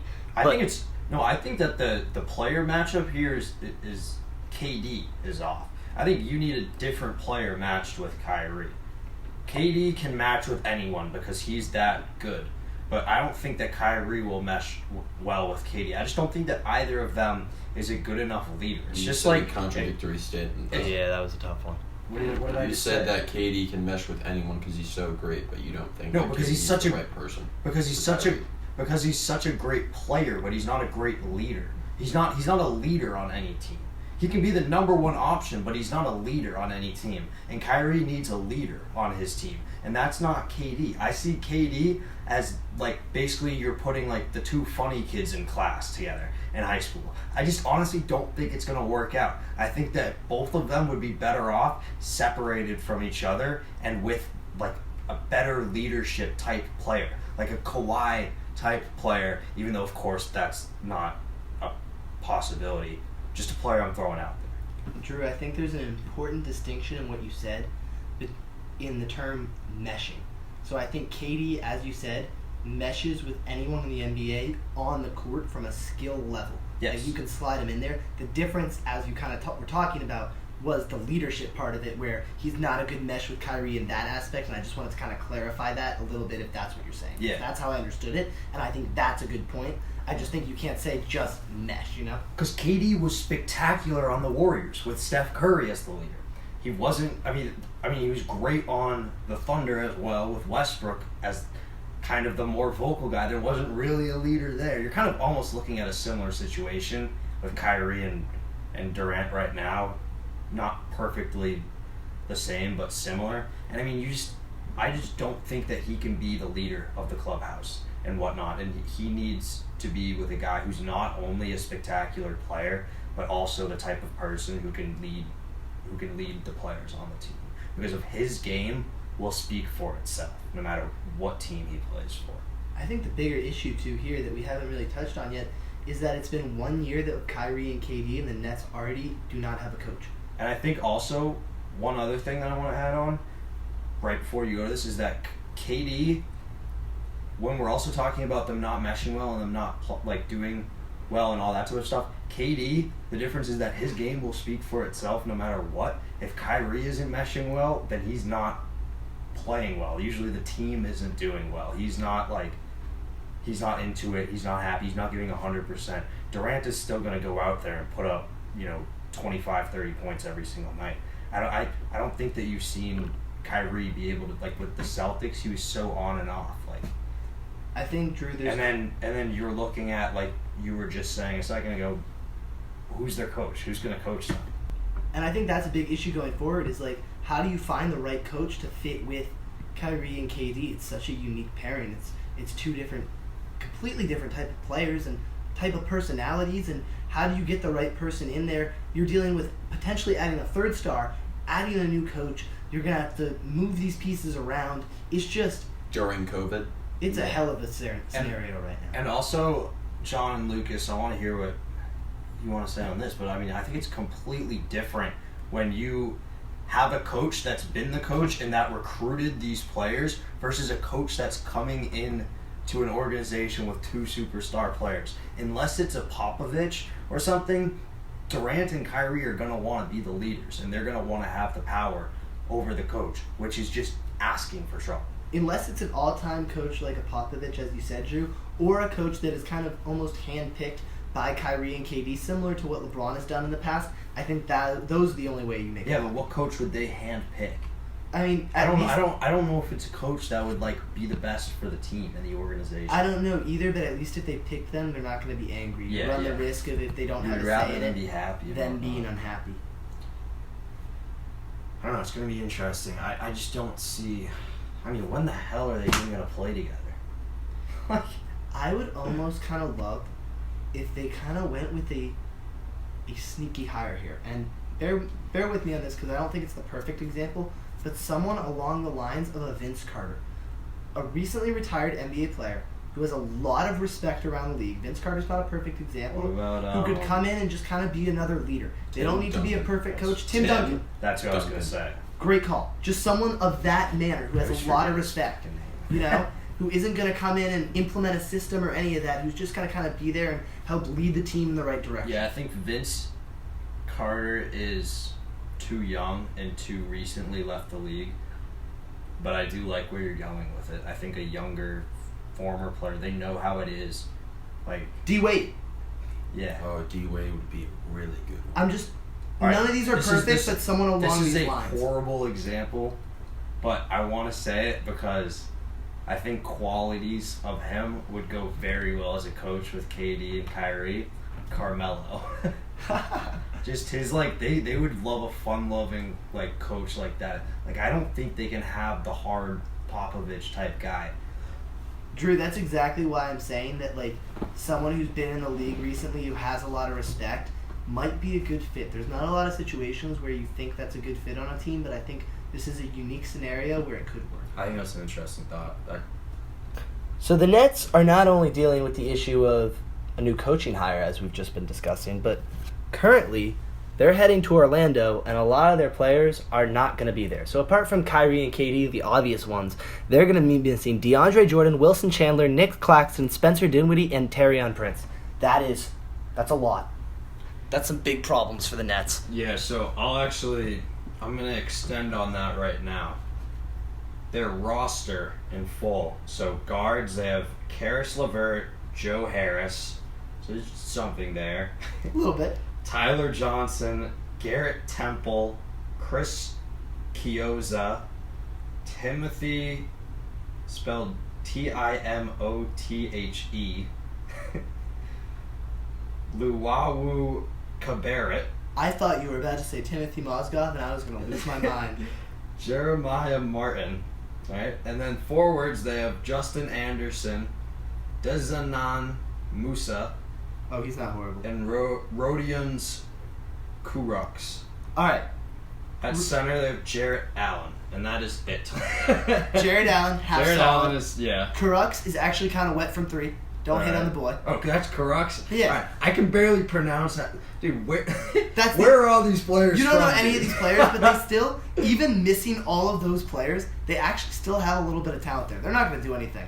But Temple's a veteran. He can play a little bit. Karis LeVert, who's a good young player. Joe Harris, who can shoot a three. Kuruks, who's a good stretch four. Allen... Karis LeVert have a 50-point game this year? He can ball. He can explode. He's a nice young player. Yeah. Allen at the center, and you have Johnson, the veteran point guard. Now, your bench is... You might as well just drop all those players and sign some free agents. But given the amount of players they're missing, that's still an impressive starting five right there. That's debatable. What other team can roll out that starting five missing 8 players? Yeah, Like- but they're not all 8 superstar players. Like The 2 biggest ones are. Okay, yeah. Plus DeAndre Jordan, But your that's starting not center. it's not Spencer exact- Dinwiddie, your shooting guard. It's not a perfect comparison. It's not exactly a menacing team though. This team is going to get absolutely walloped. And- Good night. Oh, yeah, absolutely. I'm just saying, the fact that they can even put out a starting five like that after missing 8 players is kind of a little bit crazy. Like, good for them. That's like half their team. You chop half the team off and their 2 best players, and they can still roll out a starting five that might win 1 game. I disagree. I don't think they're going to come within 20 Against points the of winning. Raptors or against the Celtics. I was talking about a regular season game. Not a playoff game. Okay. Just I a regular still season don't game. think they're going to come within 20 points of a regular season game. I think they That might is squeak an out a W. dismal lineup. I think they might squeak out a W. Just one. I would put money on that. How much you want to put on it? I'll do it right now. $10. Bet. Deal. That's a fun bet. Speaking of which, we Dude, should that grab team some is deals. so bad. Well, Cam Newton bet. Oh yeah, facts. But moving back to it, like, the Nets right now, compared to last year at this point, a year ago today, or a couple days ago actually, Kevin Durant and Kyrie Irving going to the Nets. Flash forward, you got no Kyrie in the playoffs, no KD in the playoffs, no 6 more players in the playoffs, no coach. Like, it's not the situation they thought they'd be in. Like, the whole plan was to get Kyrie to play this year and for him to be in the playoffs, kind of leading this team that had just made the playoffs the year before and had kind of surprised a lot of people. And instead, this team that they're putting out there is garbage compared to their team that they were rolling out there last year in the playoffs. Like, I understand coronavirus has a big effect on that, but still. Yeah, it's all coronavirus. It's just, For the most even part. dismissing that part of it, like, for them to just not have a coach and for them to have this many players that are not showing up, it's a lot to be dealing with for a franchise that is a newer franchise that just got their big stars, that's trying to, take over New York and trying to get a championship. And that's just a lot to deal with. Well, I don't think it's going to be successful. I don't believe in the Nets. Like, at bottom line, yeah, I just don't see them. I don't see this little experiment working. Because it's pretty much, when you bring in Kyrie and KD, it's NBA championship or bust. If they don't win an NBA championship, this duo failed. And that's a lot to be asking of these 2 guys. I just don't think, especially with the coaching scenario right now, I just don't see it ever working out. I'm sorry. I give them like 2 years together. I mean, yeah, that's what they have on the rest of their contracts, isn't it? Yeah. You guys know they can opt out after this next year, both of Really? them. Yeah. Really? Yeah, isn't that wild? Very interesting. I think become free agents? Yeah. Oh, wow. I think something that's interesting that both you guys are saying is that you don't believe in the Nets, and it's not that you don't believe in them winning a playoff series, but it's the whole championship or bust, and you don't believe them winning a championship, and I'm kind of with you on that one, but I think we're definitely talking about them a lot more. They're a lot more relevant, like, at least bringing in KD and Kyrie, even if you don't get the chip, and even if you fail a little bit, maybe you can build off of that and bring in some other stars and just start to get your franchise moving in the right direction. So it's not all bad, but for the time being, there's just a lot of questions. Yeah, it's not all bad. That's right. Or it could absolutely dismantle, fail miserably. The organization could turn into a complete cesspool, and like you're in a worse spot than you started. At that point, will anybody ever sign Kyrie? It's a good question. Yes. Like, someone will because he's Kyrie and he has the talent, but will a championship contender or a team trying to build a championship contender, like a serious one, will they sign Kyrie with their cap space and their limited room to add one more max player? And that's where I think if he fails again, you're going to have a lot of questions where it's like, do we want to bring in Kyrie or do we want to bring in a player who's maybe a slightly lower level player, but we know he's not going to cause problems? He would have to do something like, all right, so what if he... Could you imagine if Kyrie, like that, it failed on the Nets or whatever, he opts out, no one's offering him any contracts.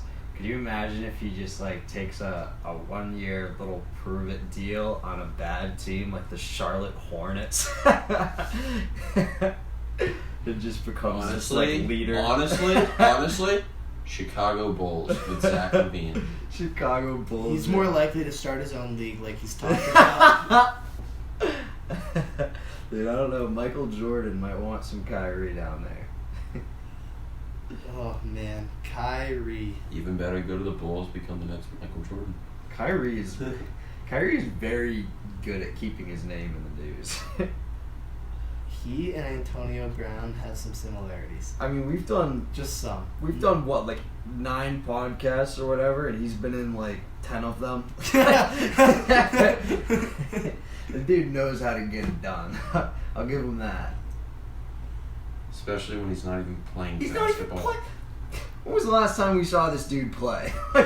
Drew, onto your point, too, that you just mentioned, is that, like, it could go so poorly, and some, like, a critique of you or someone who, like, doesn't like that opinion, they can't actually disagree with you because you just need to kind of look across the bridge in New York and look at the Knicks, who kind of have been in shambles for the past 20 years. Yeah. Who KD and Kyrie literally did not want to go to. Like, poor Knicks, dude. They didn't get Zion. I actually would like to see the Knicks be good one day. Dude, me too. Their time will come and it'll be great. Like, Linsanity was great for, like, the 2 seconds that it existed. They'll come. Don't sleep. Don't sleep. New York Knicks 2045. I mean, yeah, they won't be that bad for this long. Today we welcome Jared Groff to the HangTime Headlines podcast. Jared is a point guard for Swarthmore College. Thank you so much for joining us, Jared. Thanks for having me, man. So can you describe how your season was impacted by coronavirus and how your training has changed given the quarantine? Yeah, so our season, we was going pretty well, and unfortunately Corona ended our season prematurely. We were actually in the Sweet 16 of the D3 tournament, which starts before the D1 March Madness. So it was pretty tough, especially for our seniors, to have their careers ended that way. Yeah, as far as training goes, it's been interesting. I mean, so not a lot of gyms are open, obviously. But I don't have a weight room in my house, so I've had the trainer send me some body weight exercises to work on for the time being, and then just shooting my backyard, which is where I feel most at home anyway. So that's not a big problem, but definitely lost a few pounds of muscle over the quarantine so far. So we'll have to get that back at some point. Hey, if you could take us back a couple of years, what was the college recruitment process like? Yeah, so the college recruitment process is definitely different for like a D3 player as opposed to a D1 guy. Like, I'm not going to like Peach Jam and EYBL events and stuff like that and just getting offers. For me, I mostly got my exposure through a few AAU tournaments, and then Ivy League camps that I went to where there would be a lot of high D3s, and of course the Ivy League schools would be there as well. Just trying to play in those camps, showcase some of your abilities. Definitely the tendency for kids to ball hog, and that makes sense because you have to sell yourself in some way. I think it's really easy to get recruited as a defensive player just because you don't need the ball in your hands to showcase that ability, even though that definitely was not my forte. And so eventually drummed up some interest amongst a few of these schools. And all the coaches are different. My personal preference is for the guy to be as straightforward with me as possible. Even if the news isn't good news, they have a few guys who they have ranked ahead of you. It's just nice to know where you stand exactly, as opposed to being jerked around by some other people who might tell you that you're number one guy, but really are just stringing you along so you don't get recruited to the rival school, or just making sure they have backup plans available. It's definitely like the wild, wild west out there. So you got to have your wits about you and have good people advising you. But I got lucky. I ended up in a great program. Can you take us back and give us a little bit more info about your national championship run? So that was great. So that was last year. It was pretty crazy. The year before that, we made it to the Elite Eight, so we knew we had something good going. And then, we won our conference, came into the playoffs. We were seeded pretty high. And so the year before, we weren't seeded as high, so our path was a little easier. But it's tough. It's one game at a time. We almost lost in the Sweet 16. We were down the whole game. We only led for a minute in the game. It was the final minute, luckily, so we got the win in that one. But it was really just a magical ride. Everything was going right for us up until the national championship, where unfortunately we came up short. But it was just a really fun experience, getting to go through that with my teammates. And I wish it had ended differently, but definitely super cool to be on that stage. It's one of the biggest stages you can be on for Division III. Went to Fort Wayne, got to play in the Coliseum, so that was definitely fun. I know they had plans to have in the Georgia Dome this year, which would have been sweet if we could have made it again. That's sick. Upgrade the venue a little bit, but definitely cool to be on CBS. It's really something that I'm going to be talking about for a while. Are there any D3 powerhouses like you have with Duke and Kentucky? So historically, the NESCAC has been pretty solid in Division III. The Amherst and the Williams. Swarthmore kind of recently became pretty good. We've made it to the Elite Eight. We were ranked number one for the whole year this year. We made it to the national championship last year. So recently we've been pretty good. It's the and then the team we played, there are a lot of schools out in the Midwest that you probably never heard of. The team that we lost to, UW-Oshkosh, I think they have 3 or 4 national championships. And so there's a lot of schools out there, D3 schools, that are pretty big, that are actually very good. So I think that Wisconsin conference actually has the most national titles of any conference in D3 for basketball, even though everyone kind of associates D3 success with the NESCAC. They're good academically, so a lot of kids will go to high academic D3s to get a good education, obviously, and then kind of leverage their sport to put them in that position. So that's why these high academic D3s oftentimes will have some of the top talent in the division, because people want to go there because it serves a dual purpose for them instead of maybe going to a D2 or maybe a mid-major. Some of these get a lot of Ivy League level kids. So there's some good kids in D3 from time to time. You'll find definitely, especially at the higher levels. For sure. So who was the best coach you ever played for? It's hard to say who the best coach is. Probably my favorite coach would probably be my AAU coach, just because he kind of let me do whatever I wanted. But he was definitely a good coach as well. You guys know about Coach First. He's a good coach for sure, a good guy. Still talk to him all the time. And it's tough love with him, but he definitely made me a better point guard, better basketball player. And that was something that I needed, that structure. And then my college coach is really phenomenal. He took Swarthmore from a team that went 4-24 to a team that in the past 3 years has lost a total of 8 games, I think. So he's phenomenal, and the stuff that he does with culture, with team building, is really phenomenal. I think can really be applied to a lot of areas of life. So I've learned a lot of life lessons from all 3 of those guys, and I think I've been pretty fortunate to have all 3 of them guide me along my basketball journey. So Jared, have you ever been dunked on? before? I have. You have? I've dunked on a few times. Can we hear about a story or two, maybe? Yeah, I mean, so there's that time that I got dunked on in an away game at Bedford. That was pretty tough. What happened was, I mean, I turned it over in the backcourt and trying to get back on defense, trying to make up for my mistake, and kind of got... Have you ever seen Jason Terry when he get dunked on by LeBron? I was kind of moving one way and came back, shoved the other way, and just got steamrolled right down the middle. By the that was pretty bad. That was a Friday night away rivalry game, so not the right time to get dunked on. But it happens. I mean, anyone who plays competitive basketball at high level has probably been dunked on at least once, I would say. You gotta wear it like a badge of honor, Hey, you get dunked on and then you splash a 3 in a kid's face. Yeah, you gotta come back, exactly. Yeah. You gotta respond on the other end. We won that game in OT, so we got the last laugh. So you got any memorable times about when you broke someone's ankles?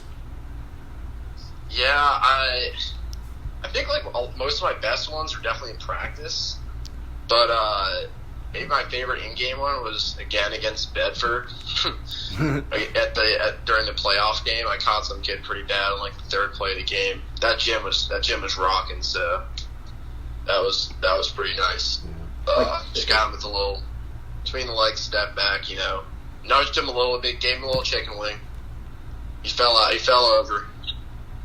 Hit the midi, so that was pretty nice. Pretty textbook ankle breaker right there. But yeah, I'd say that's probably my most memorable. I mean, AU games are never as memorable just because you play like 4 in a day. Would you just try to do absurd moves in those AAU games? Sometimes. Depends on who's watching. There's college coaches watching. Probably keep it pretty tame, but if we're up by a little bit, then yeah, definitely let it loose. Definitely let it loose from time to time. When you break someone's ankles, do you have to shoot it? Like, is there a time where you ever cannot shoot the ball there? You gotta be pretty covered to not shoot it. I mean, yeah, you're gonna want to shoot the ball unless someone like helps over, or you're just in a spot where you really can't, or there's just like an obvious next one. But nah, you gotta pull that thing. No doubt about it. So who do you try and model your game after? I definitely study a lot of NBA guys. Definitely smaller guys, who are more my build. Definitely study like the Isaiah Thomases, Kemba Walkers, a lot of Kyrie for sure. Just like learning how to finish, learning how to jump into guys. I would say Steph, but I don't really try to model myself after Steph just because he's just a generational talent in terms of his shooting ability. And that's not something that I can really look to emulate as much just in my game. So I look for like little guys who are crafty finishers. Honestly, Jeff Teague a lot too. I don't know if you guys know about Jeff Teague, but definitely looked up a good amount of Jeff Teague highlights back in the day. Guys like that. I mean, Iverson, but more recently, more like the Kemba Walker, Kyrie kind of stuff for me, at least. Maybe a little Kyle Lowry too. So one of the things that separates a good shooter from a great shooter is their ability to shoot in the clutch. Have you ever had any buzzer beaters in your career? Yeah, I've had a few. I mean, I had a few in AAU for sure. Definitely some game time ones. The buzzer. I don't think I had any game winners. I did have a game winner in high school, but it wasn't at the buzzer. It wasn't a buzzer beater. I had a half-court buzzer beater, but that was at halftime. So the game-winning buzzer beater has eluded me. Maybe next year. Yeah. In the finals, dude. We'll be watching. Yeah, for sure. So, is there any player in the NBA right now that you think is the most underrated? I like Drew Holiday a lot. I think Drew Holiday goes under the radar. He's in the West, so he never makes any All-Star teams at point, but he brings a lot to the table defensively, versatility-wise. Definitely also think, right now, I think Gordon's pretty underrated. I'm a little biased to the C's, but I think Gordon and Kemba have really been flying under the radar just because of how good Tatum's been recently. People are not even really bringing them up anymore, but they're both perennial all-stars. So. What do you think about the Pat Mahomes contract? That was obviously crazy. I didn't get to see the exact breakdown of what's guaranteed, what's not. But, if I'm offering that long of a contract to someone, I'm getting pretty worried about, their motivation level going forward. But I heard somewhere that, he might even be getting underpaid Look, if I'm Pat Mahomes, I don't think I'm signing that. Call me crazy, but I'm signing, like, at most, like, a 5-year deal. Just because we don't know, like, how much those prices could go up, you know, how much they could get a new TV deal or something like that. We've seen our NBA contracts have fluctuated from year to year. So obviously $500 million is a lot to pass up on. Well, I think even more, you don't even know if Andy Reid's going to be his coach in 5 years. Like, Andy's getting up there in age. Yeah, I mean, and also he wants to live in Kansas City for 10 years too, but that's another story. But, yeah, I think I was initially, when you said you have to worry about the motivation levels, I was a little skeptical because Pat Mahomes isn't really someone I would worry about that with. But if you're talking 6-7 years down the road, Andy Reid's gone, the offensive weapons aren't there anymore because they didn't have the money to retain them, and that team's like a middling 7-9, 8-8 team. Right. He would not be happy. I mean, we've even seen, like, great quarterbacks struggle with that at certain points. 10 years is a long-ass time. Like, who'd have thought that Aaron Rodgers would be so upset in Green Bay? Right, exactly. I was literally just about to bring up Aaron Rodgers. I mean, he's a great quarterback, and I don't know, I like stuff that's not long-term in the sports world that fluctuates so much from year to year. It's definitely a gamble, I think, by both sides. So it's interesting, but, I mean, it's also groundbreaking, and I don't know, if I got a $500 million contract with like $420, $430 guaranteed, it's definitely tough to pass up on. I mean, you're set for life easily. Yeah. It's hard to not pick up the pen. Yeah. So I mean, I understand it for sure. It's interesting though. Thank you so much for joining us, Jared. This was a great interview. I mean, we loved it. Hey, thank you, man. We appreciate Thanks so much for having me. I really appreciate it. Is she due in September? Yes. So there's a possibility that if you go long enough that you might have to leave the team during the playoff run. Absolutely. And it's a pretty easy decision for me on that. I've been at the birth of every one of my children, and I think there are more important things in life. So, like I said, we'll cross that bridge when we get there. I know the NBA has a protocol in place for that type of thing, and hopefully it's I can do the quarantining and testing the appropriate amount of time, and then be back with the boys. So you just heard Gordon Hayward talking about how his wife is due for a kid, their first son actually, this September, and that if he's in the playoffs with the Celtics, he's going to leave the bubble to go be at the birth, which from my perspective makes a lot of sense. I mean, like, you can never fault someone for wanting to see the birth of their child. That's just something I'm not gonna get angry at him for. But for me, it raised the question of, are we going to see this with a lot of different players who are leaving the bubble for different reasons? Drew, John, what are your thoughts on the whole Gordon Hayward deal? Well, Lucas, I do think it's interesting because obviously I do agree with you. You can't fault him. Absolutely no one's going to say that he should stay in the bubble for the playoffs or whatever while the birth is going on. But I think you have to worry about other players' things coming up because stuff happens. It's life. Like this is something that he's been preparing for. He's known that it's going to happen. They know the due date. Also, though, the due date is just a due date. You don't really know when it's going to happen. So it'll be interesting to see, does he leave the bubble right when she goes into labor, or is he going to be leaving it beforehand and waiting it out? Because it could potentially end up being like a week and a half where she doesn't even have the baby. But Drew, also, what if it's a premature birth? So he hasn't even left the bubble yet in preparation, and maybe the baby comes 3 weeks early, because I think it said early September. So what if it comes August 9th? They're not even maybe done with the 8 games. He's in the bubble, just not expecting it all, and bam, the baby comes. What does he do then? Is he still gonna go? Oh yeah. Yeah. No matter when the baby's born, he's leaving the bubble. Exactly. He's made up his mind. I think the big thing though is that's there is a due date for that. Other people, there's gonna be stuff that happens that you're gonna have. Like, what if? I mean, an obvious one is funerals and stuff. I was about to say, you would and hate to say it, but a death. Yeah, it's like, would the players miss a funeral for the playoffs? No, you're leaving the bubble. Yeah, and you can't blame them. And then you think about how many different factors, like you're talking about, Drew, just can That's just one example. lead to different players leaving, and how that's going to impact series. I mean, like, you would never want it to ever happen. Like, oh my goodness, I could never imagine it. But, like, if you had one of the stars lose a relative or any sort of member of their family, It's tough. they got to go. It's tough. I mean that, Or they got to do what they want. And then that's not even mentioning the fact that you're gonna have the worry of players getting corona and missing time because of that. Well, when they return too, you get tested, but it takes a couple days to get the test results. Yeah, no, not even players leaving, just players at the bubble too. Oh, because yeah. if you get corona, you're out for 2 weeks. If you leave to go anywhere, you're out for 2 weeks. It's like, I think you're gonna see a lot of players start to fall. It's gonna just be crazy how this all plays out. Like, for all the sports, there's a shot that it works out, and there's also a shot that the players just drop like flies, and it does not work at all.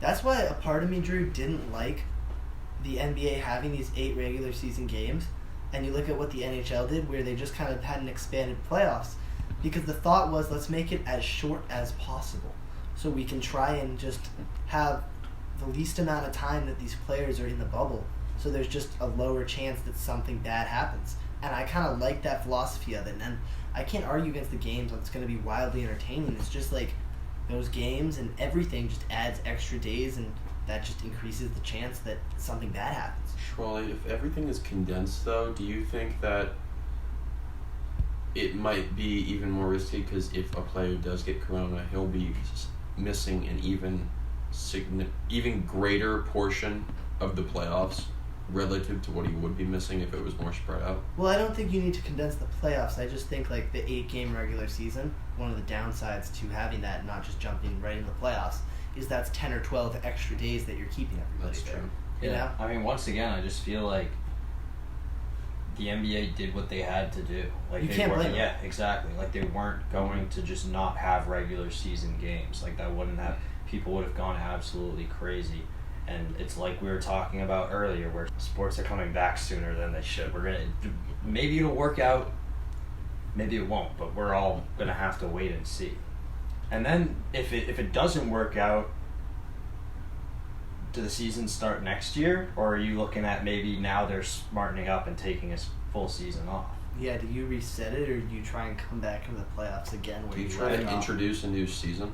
Well, that's the thing, right? If you stop after the first round of the playoffs, do you resume in the second round of the playoffs, like 6 months later when you try it again, or do you start a whole nother season?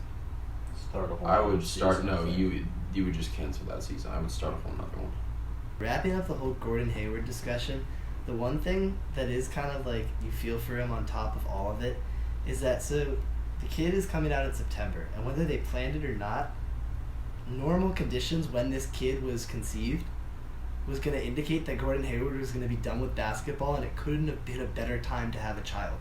Like, literally draw it up on a calendar of when you want a player on your team to have to go and have his kid after free agency, after you've gotten the whole roster together, early September before Summer League starts. I feel bad, too, because for Gordon Hayward, I feel like it's just one thing after the other, and none of them are his fault. Yeah, the Like, poor guy. none of them are his fault.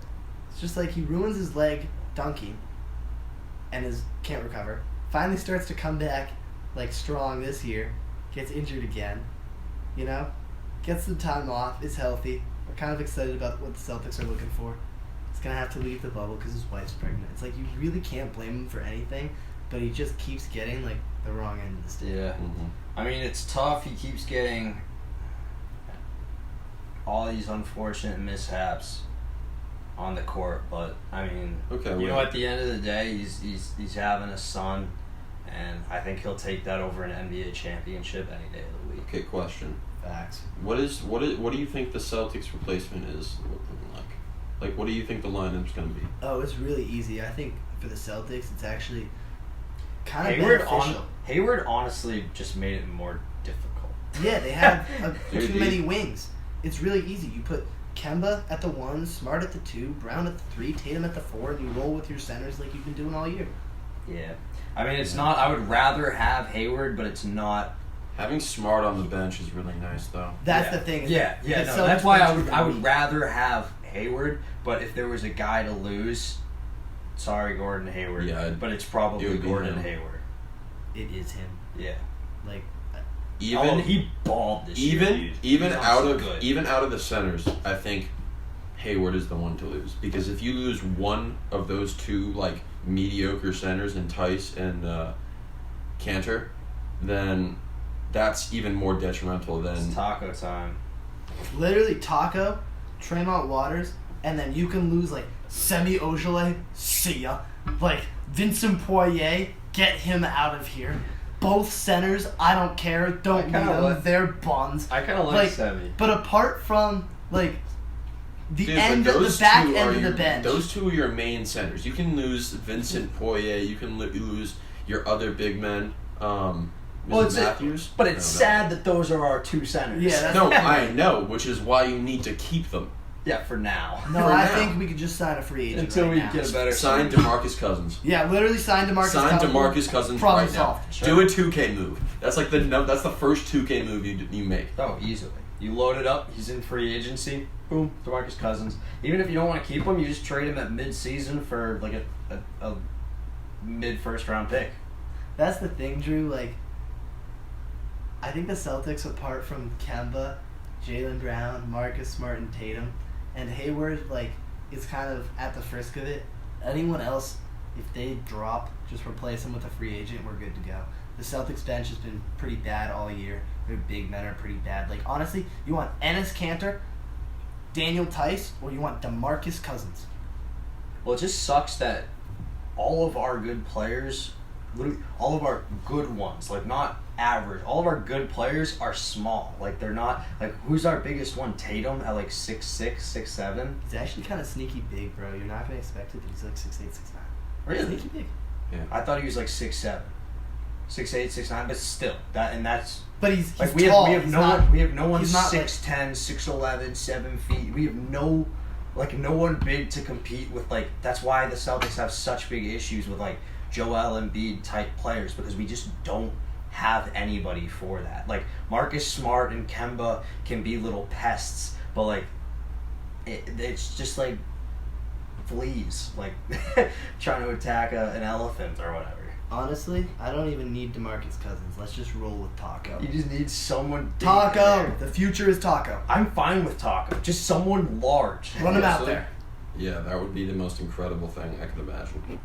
Taco is clearly not ready if he's not being thrown out there, though. I do hope that they are really considering it in the future, though. I hope they're developing him. Yeah, me too. I hope they're taking that very seriously and more than just like a publicity stunt and all of that type of stuff. Like, because that young man has promise. Dude, I'm totally good with signing Taco at the beginning for a little publicity, but now that you have him in the system, if you're just gonna keep him in the G League and rotate him around like towards the end of the Celtics bench and maybe play him for 5 minutes here when you're up or down a lot, you can do that for 4 or 5 years, but teach him how to shoot a jumper. Dude, well, the thing is that you can use him for the publicity all you want. Not use him, but like, you can benefit from his publicity and make it, like, why not? If you make him a good player, you'll benefit so much more from his publicity than if you just say like, oh well, I mean, he's good publicity now anyway. Like, if he was an actual, like, he doesn't even have to be a starter, just a good solid rotational player playing like 15 minutes a game, I mean, hell, every single Celtics fan would love that. Other people would come visit Boston or go to Celtics games just to see that man play. Drew, you're exactly right, and I think the thing is now, while he is just publicity, because if he was able to be very valuable in the NBA, I have no doubt Stevens would have played him. But for the time being, while he isn't quite there yet, if he can develop a jumper, it's lethal. Even just a mid-range shot. He doesn't even need to shoot a three.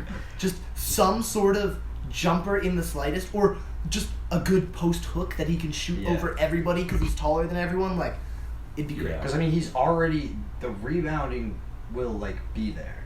Yeah, he doesn't need to work on that. He's tall. Yeah, he's tall. Taco for president. He's very 2020. tall. That's all I got. What if this whole coronavirus leads to like the changing of the sports seasons. Yeah, that's what I was just thinking after you said that. Like, what if, I know you've been a big, you've always been saying this, Schwallie. But if the seasons are being thrown off anyway, why not? Why not readjust everything? Yeah, what do you think, Lucas? I have had this take for so long. I know it's you have. crazy that like coronavirus is the thing making it maybe possible. But I have said forever that there is no way this would ever be possible, but here would be my dream seasons for all the sports. There's 12 months in a calendar, right? You got 4 major sports: MLB, NHL, NBA, football, right? Each sport, the goal is that each sport takes up 4 months, okay? That means that when you kind of overlap them all in a year, the first month of every season will be overlapped with the last month or the playoffs of the previous sport, right? So you get the playoffs as you're jumping into the first season, so then when the playoffs end, you're right in the thick of things again. And so then you could order them however you want, you know what I'm saying? Like, I don't think you can put hockey in the summer, that's baseball. I would rather see football in the fall, you know? Put basketball kind of in the spring, late winter, and hockey right when it's middle of winter. I would put basketball late fall through winter because that's very much indoor, and then I would put spring, and I would put hockey in the spring into early summer, because having early summer, like being able to have like I know that when the Caps won, being able to have the parade there and the viewing was awesome. I honestly think that I agree with you. I agree with you, John. I honestly think that hockey would work better in the spring and basketball would be the better winter sport. I think you can order them, however, I just think for my like personal entertainment value, to have the sports spaced out like that and to have the playoffs going with the start of the next year and to just be constantly jumping around, it would be so great. Just everyone would get into the flow of the sports and the seasons very well. Exactly. So I think that's just like my dream, and I still don't think it's going to happen, but maybe more realistically, what has been talked about a lot is like the NBA starting at Christmas, right? Because they don't kind of need that November and early December when you have football, and I think that would be a great thing. No one cares about basketball in November and early December. No one does at all, and the thing, too, that this has led to is a lot of teams discussing shorter seasons. So it's like, if you could get shorter seasons across the board and kind of mess a little with the start times, you know, I would enjoy that. Well, if players are going to load manage anyway, cut the season. Why not? Exactly. Screw it. They're not. If they only want to play 60 games, then only play 60 games. That was the other thing with this thought I have been having forever, where you kind of space out all the different sports, is it's like, by making it so you'd only have 3 months for the regular season, basketball, hockey, and baseball, you could shorten to 60 games and then have 20 games for the first 3 months and then the playoffs. So you're playing 2 out of every 3 days. I mean, I also don't think that baseball people would be happy with shortening 162 down to 60. I don't know if you could go all the way down to 60. I personally am so for it. I think they need to slash the season down. I think the overall point is that, yeah, my idea is flawed, okay? Like, you can't do that. You can't shorten all the seasons like that. But if we can just kind of make adjustments to separate the sports a little more, make them a little more seasonal, and shorten them in the appropriate places, like, football's kind of trending to getting longer. There was, like, 17 games that's been discussed. I don't want that, you know? Like, keep it at 16. Keep it at 16, and let's make the other things trend to being shorter. That way there's more importance on the game, because that's what gets us to watch. That's why football is so interesting, because every game matters. That's why you love watching the end of seasons, because of every game matters. Well, even the beginning, and if you used your, like, what you're proposing, then it's like the first month. But I mean, other sports aren't like football, where it's like week 1, you're ready to go. So the other sports would be in their playoffs for that first month where you don't really care about the season. It would just flow perfectly. Well, it also, Drew, puts importance on the early games in the season, because you're seeing it. An example of this is with baseball right now. They're going to have a 60-game season, so a 5-game losing streak is the equivalent of a 17-game losing streak. Yeah. In terms of the actual effect on a team's, like, performance or whatever in the standings. So you look at that and you're like, oh, now all of a sudden you can't lose 5 games to, like, in the first month of the season, and it puts importance on winning the games. That's like the whole point of it. you get games that matter more when there's less of them. Yeah, no, I'm interested to see how the baseball season looks shortened. I think this is kind of like a silly little example, but that a lot of us can relate to, that kind of puts an emphasis or a further emphasis on your point. So when you're playing video games, like growing up as a kid and even now, I don't really play video games as much, but definitely when I was younger, with Madden, I would play all 16 games. With 2K, I cannot play 82 games. The show, 162, don't even get me started. Like, I have. Yeah, because you're a psycho. I've done like 5 seasons in MLB The Show. Jesus. So this guy posts a picture of Panda, Pablo Sandoval, who looks fat as fuck. Right. Rocket tells it like it is, calls him overweight, and next thing you know, it's fat shaming and body shaming and the like. So, Rocket, big weekend for you. Well, I didn't just call him overweight. I think the blog title was like, look at this fat fucking piece of shit, Pablo Sandoval. Which, again, is it mean? Yes. Do I feel bad about it? No. So, recent news, Barstool Sports has been in the headlines, and they're in the headlines a lot, but this one is not for the right reasons, I don't think. Are they in the headlines for the right reasons? Okay. Well, they're in the headlines regardless, because there's been a picture of Pablo Sandoval that's come out, and the first thing I want to say is I just want to say sorry for the language, There's, honestly, we thought about cutting it out, but at the end of the day, we're just going to present it like it is. Like, we're not going to edit it, and that's what was said, so we're going to leave it. Because it's really funny. It is kind of funny. So, do you guys think this is actually fat shaming? Let's get to, the obvious question here. Is this picture fat shaming? If you haven't looked up the picture of what Pablo Sandoval looks like going into spring training, Let's just say that again. Pablo Sandoval, if you want to look it up. Now go, Drew. Oh, because we don't know baseball players? All right. I wanted to make it super clear. Hey, Whatever, John's go just on. helping out everybody who doesn't know baseball. I appreciate it. True. Yeah. That's what I was saying. Yeah, no, he looks like he's eaten a person or two, maybe, over quarantine. As a professional athlete, it is your job to maintain, at least, if it's required of you, a physical composure that allows you to perform at the level required of you. And coming back looking that fat is just not acceptable. If any athlete ever did that, I mean, if LeBron James did that, if he came back looking like he was 3 of himself, come on, he would be ripped apart. You'd be like, where's Bronny Jr.? All right. John, I think you hit on the point that, had to be hit on, which is, if this was not a professional athlete whose job it is to show up in shape, whose job it is to play baseball, whose job it is to maintain their health, it would be one thing. What about a gym trainer? Something like that, yeah. That it is his job to be in shape. The fans are paying for his salary. Exactly. And furthermore, this is not only a one-time deal. This is a player who's had, a history of this. So this is a little rumor that's been going around. Hasn't been confirmed or denied, but I saw this, and it's kind of funny, so we'll touch on it real quick. Back in San Francisco, supposedly, the Giants would have to have someone in their organization camp outside of his hotel room throughout the night on road games so he couldn't order food all night. This is real. Or not, but regardless, dude, he's gotta have it's coming out. Disorder. I feel bad for him, honestly. He's gotta have an eating disorder. If that's the case, then I don't want to rip on him. No, I think I'm still. As far as we know, he does not. Yeah. And as a professional athlete, you have a responsibility to your team and just to maintain a physical composure. 100%. And the dude used to be an absolute beast. He led the league in batting average one year. True, every time he loses weight, he becomes a great player. And then he puts it back on every year, and he's not great again. Yeah. He wasn't even a bad defender back in his prime. He was pretty good at the hot corner for a big guy. Dude, sneaky Pablo Sandoval. I remember I was 10, 11 years old watching a Giants game because I grew up in Northern California on the TV. And I see him running to first base, and I go, he's kind of quick. Dude, yeah. He's an athlete. He can move when he loses the weight.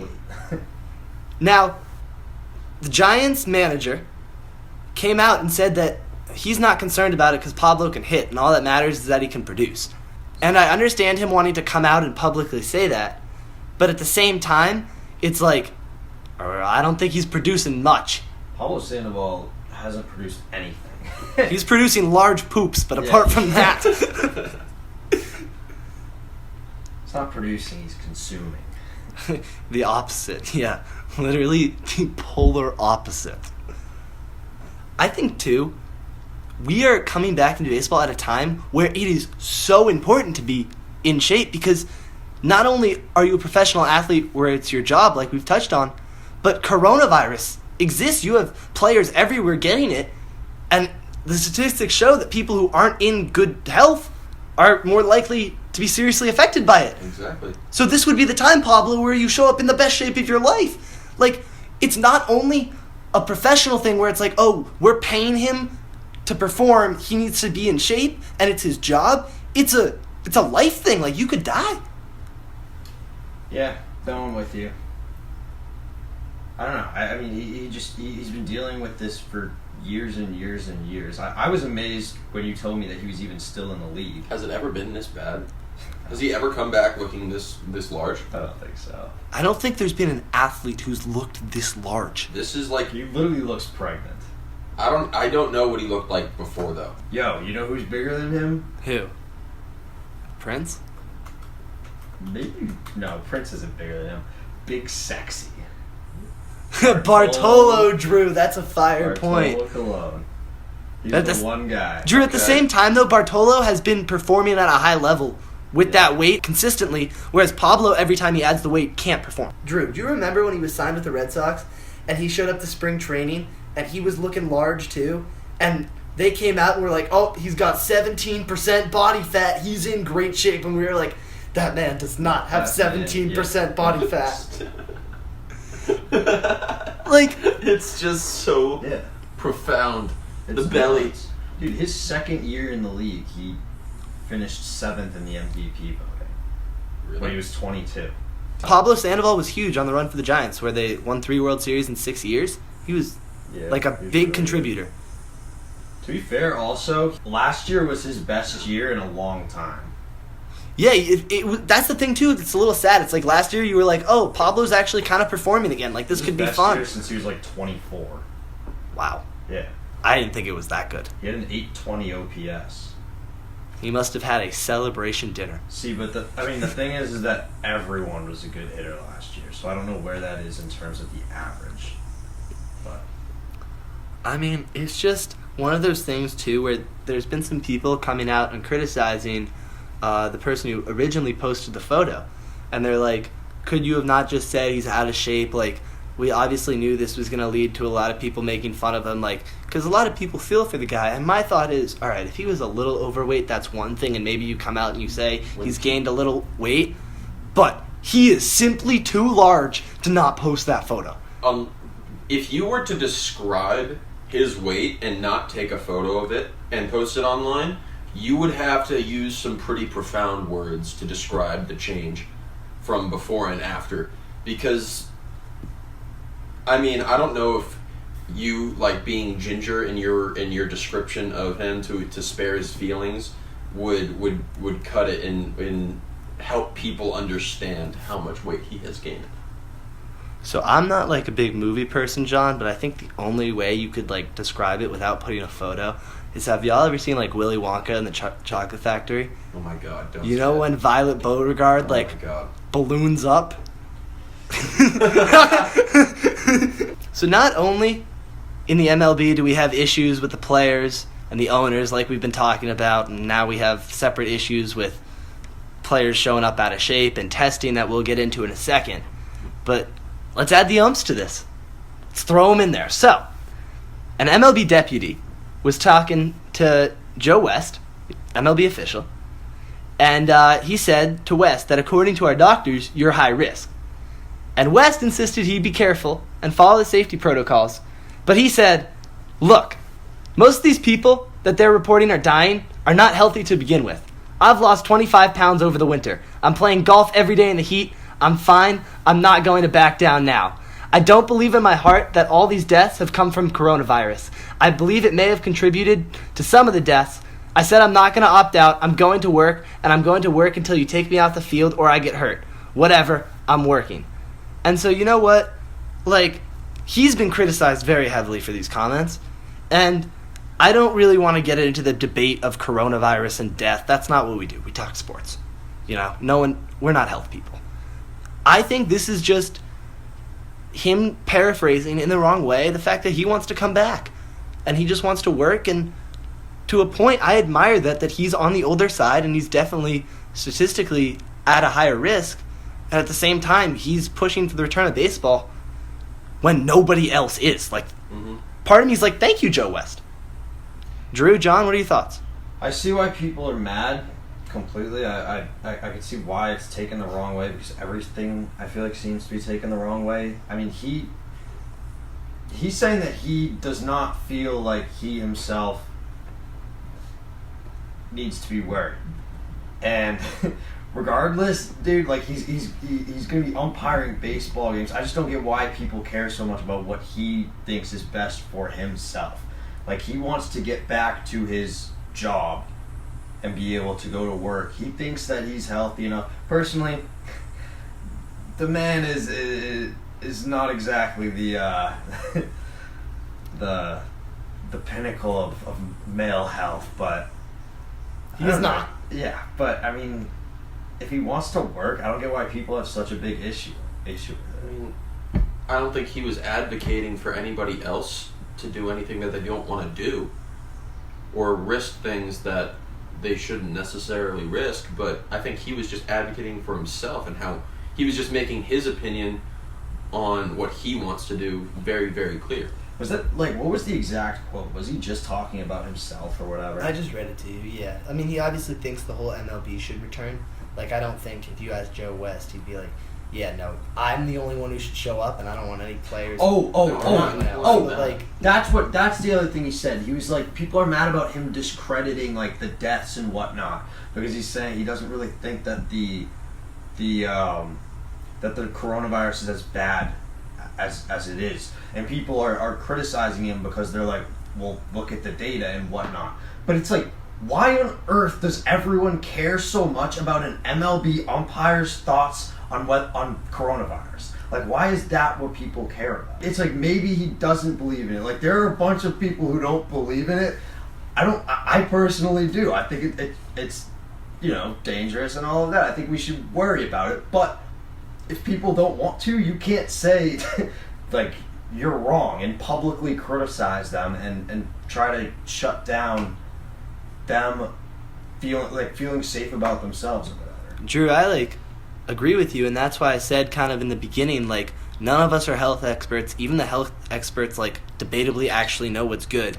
We're here to talk sports, you know? He's saying that, and that's his opinion, and that's fine. And like you said, we don't need to go out and ruin him for his opinion. I think it's just another one of these things that we've seen in the past couple of weeks where the message is just displayed in the wrong way. He just could have gone about saying it in a better way, because honestly, there's a lot of qualities there that you admire. He's like an older man who wants to get back to work.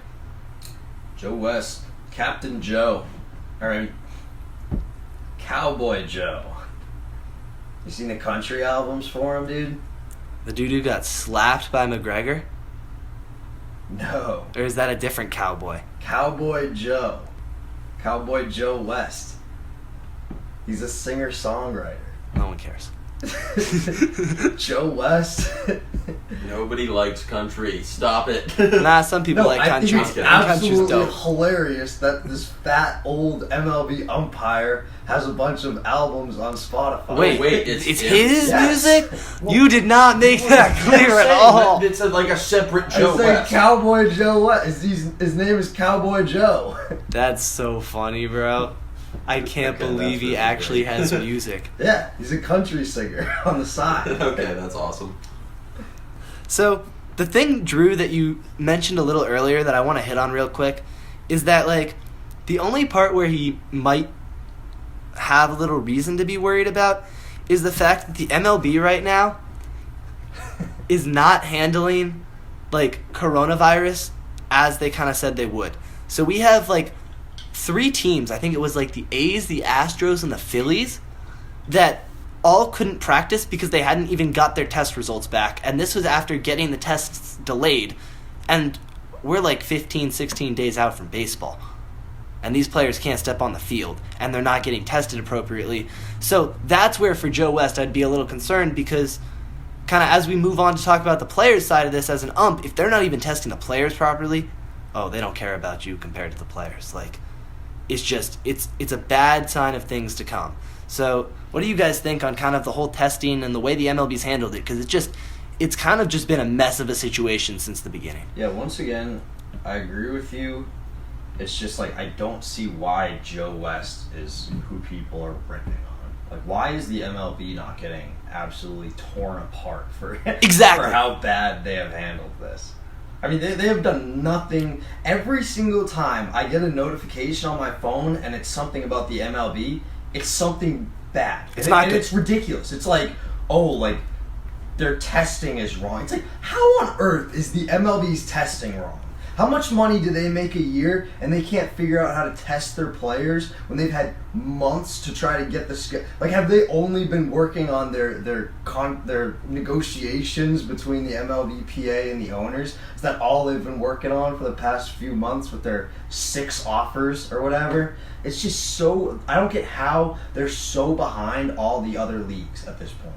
John, I want to get your opinion on this real quick. In what way, shape, or form, and who decided that it was a good idea to have all of these teams report to their own facilities? You're going to have to get tests in all these different states. It's making it a logistical nightmare. That's the stupidest thing I've ever heard of. Like, I mean, the fact that the Players Association feels entitled more so than any of the other leagues who have agreed to do bubble stuff, or at least have agreed to isolate their leagues in at least a certain way. Like the fact that they feel like they are entitled to not do that and just do things willy-nilly the way that they've always done it is just kind of ridiculous. And again, it just proves to me that they have no real interest in playing baseball. It doesn't prove to me, but it just further hits that point that baseball that the players don't really want to come back. And also, just to the last point about the testing, that speaks to me and just makes me think that the owners don't even want to come back because they weren't even seriously considering, with all the money that they have, having proper and efficient testing at the bare minimum for their league to reopen. If everyone wanted to come back, that testing would have gone through without a hitch. How can we in LA, the same state as the Oakland Athletics, get tested within a day, but the Oakland Athletics cannot? Same state, same rules, same regulations. It's horrible. How is that even possible that the single thing that you guys absolutely need to have during a pandemic to reopen your sport, you don't? 14 days out. What 16 have you been days out, whatever for? it is. I just didn't think of it, dude. Give him a break. The incompetence is just impressive. It's truly spectacular what they're able to accomplish with all of the stupidity and arrogance and stubbornness between the two sides. It's just kind of incredible. It's just every week it goes further and further and further, and you're like, when is this gonna stop? I mean, Drew, it's almost gotten me to the point where I'm rooting for the players again. I was starting to trend on the owners. I was starting to get really angry at the players. Yeah. And now I'm kind of looking at it and being like, you know what? Maybe you should have had these concerns about coming back. Like, they can't even test you. I wouldn't want to come back. I'm not on either side. It hasn't made me like the players anymore. It just makes me hate the owners more. I was same with you. I was definitely more on the owner's side on this one, but now I just don't like either, and I'm back to just like baseball. I'm still on the owner's side, but this is just ridiculous. It shouldn't happen. I don't know who was in charge of this, but someone should be losing their job. What do you guys think is the chance that this season actually we play 60 games? Forget the playoffs and everything else. We get through 60 games. 6-0. I want to give it like a 35. I want to be optimistic of going through. I give it like a 70% chance of starting and maybe like a 10% chance of getting actually all the way through. It's just this lack of cooperation has kind of just depressed my opinion on this. To be fair though, I don't entirely know how much I believe that any league is going to make it all the way through. John, on to your point, I'm with you. I think the MLB just has the least chance of success because we've just seen that they've been going back and forth for so long now. To kind of dive into a subtopic just for a quick second, I think the NHL actually has the highest chance of being successful. I think they've gone about this completely the right way. You know, they really only got criticized early when they wouldn't announce where they were going and what their hub cities would be for their bubble, because they're going to have 2 bubbles, one for each conference. And honestly, that's looking like a better and better decision by the day. I mean, all of a sudden, like, do you think the NBA really wants to be in Orlando right now?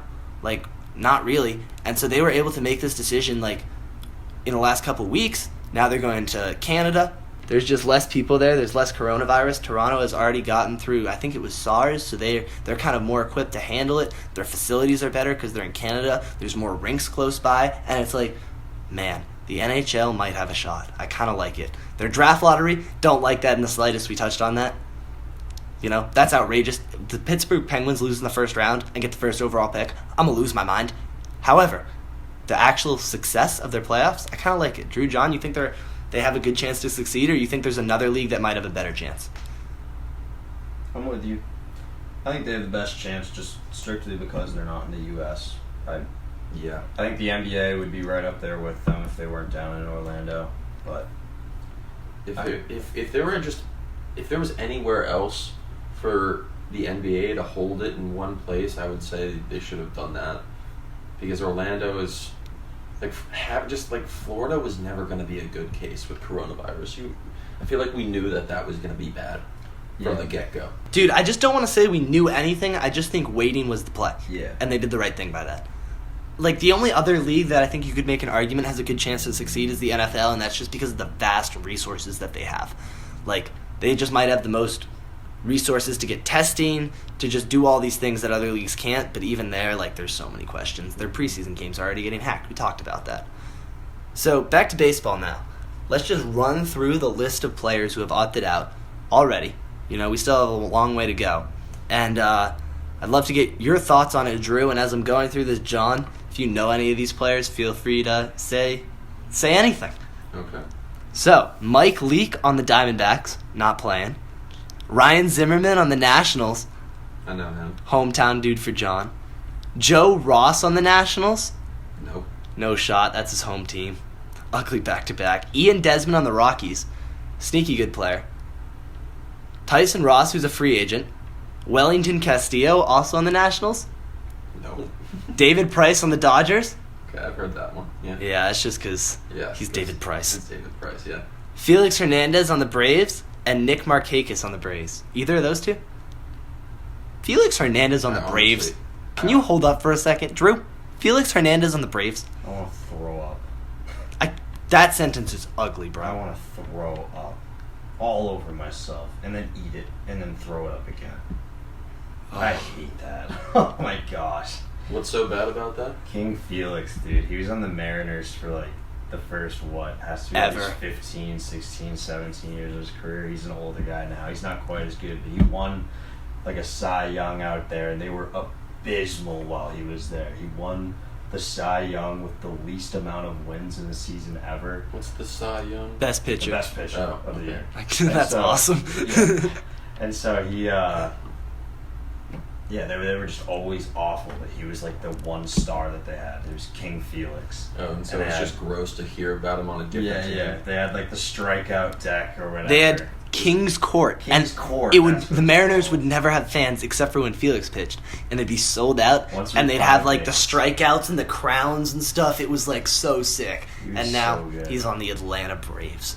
So the other thing I wanted to touch on briefly is that David Price opted out, and this is news for two reasons. The first one is that he was part of the deal that the Red Sox made with the Dodgers to ship out Mookie Betts with some prospects, get them some salary relief. But the second thing is that he made a big headline a couple months ago about donating to the minor leaguers. So he donated roughly 1 month of minor league salary to the Dodgers minor league system, where there's about 150 players, so 1 or 2 months, however you want to slice it. He donated, a nice chunk of change, $360,000, $370,000, whatever it was. Some people are now calling that into question, being like, did he maybe do that with the intention of them opting out so you can't criticize him as much? And I don't think that's fair. I just want to say he's a good dude, and he made a good move, Are you kidding me? But at the same time, I really feel for the Dodgers. Like, you know what I'm saying? Like, Dodgers fans should be pissed right now.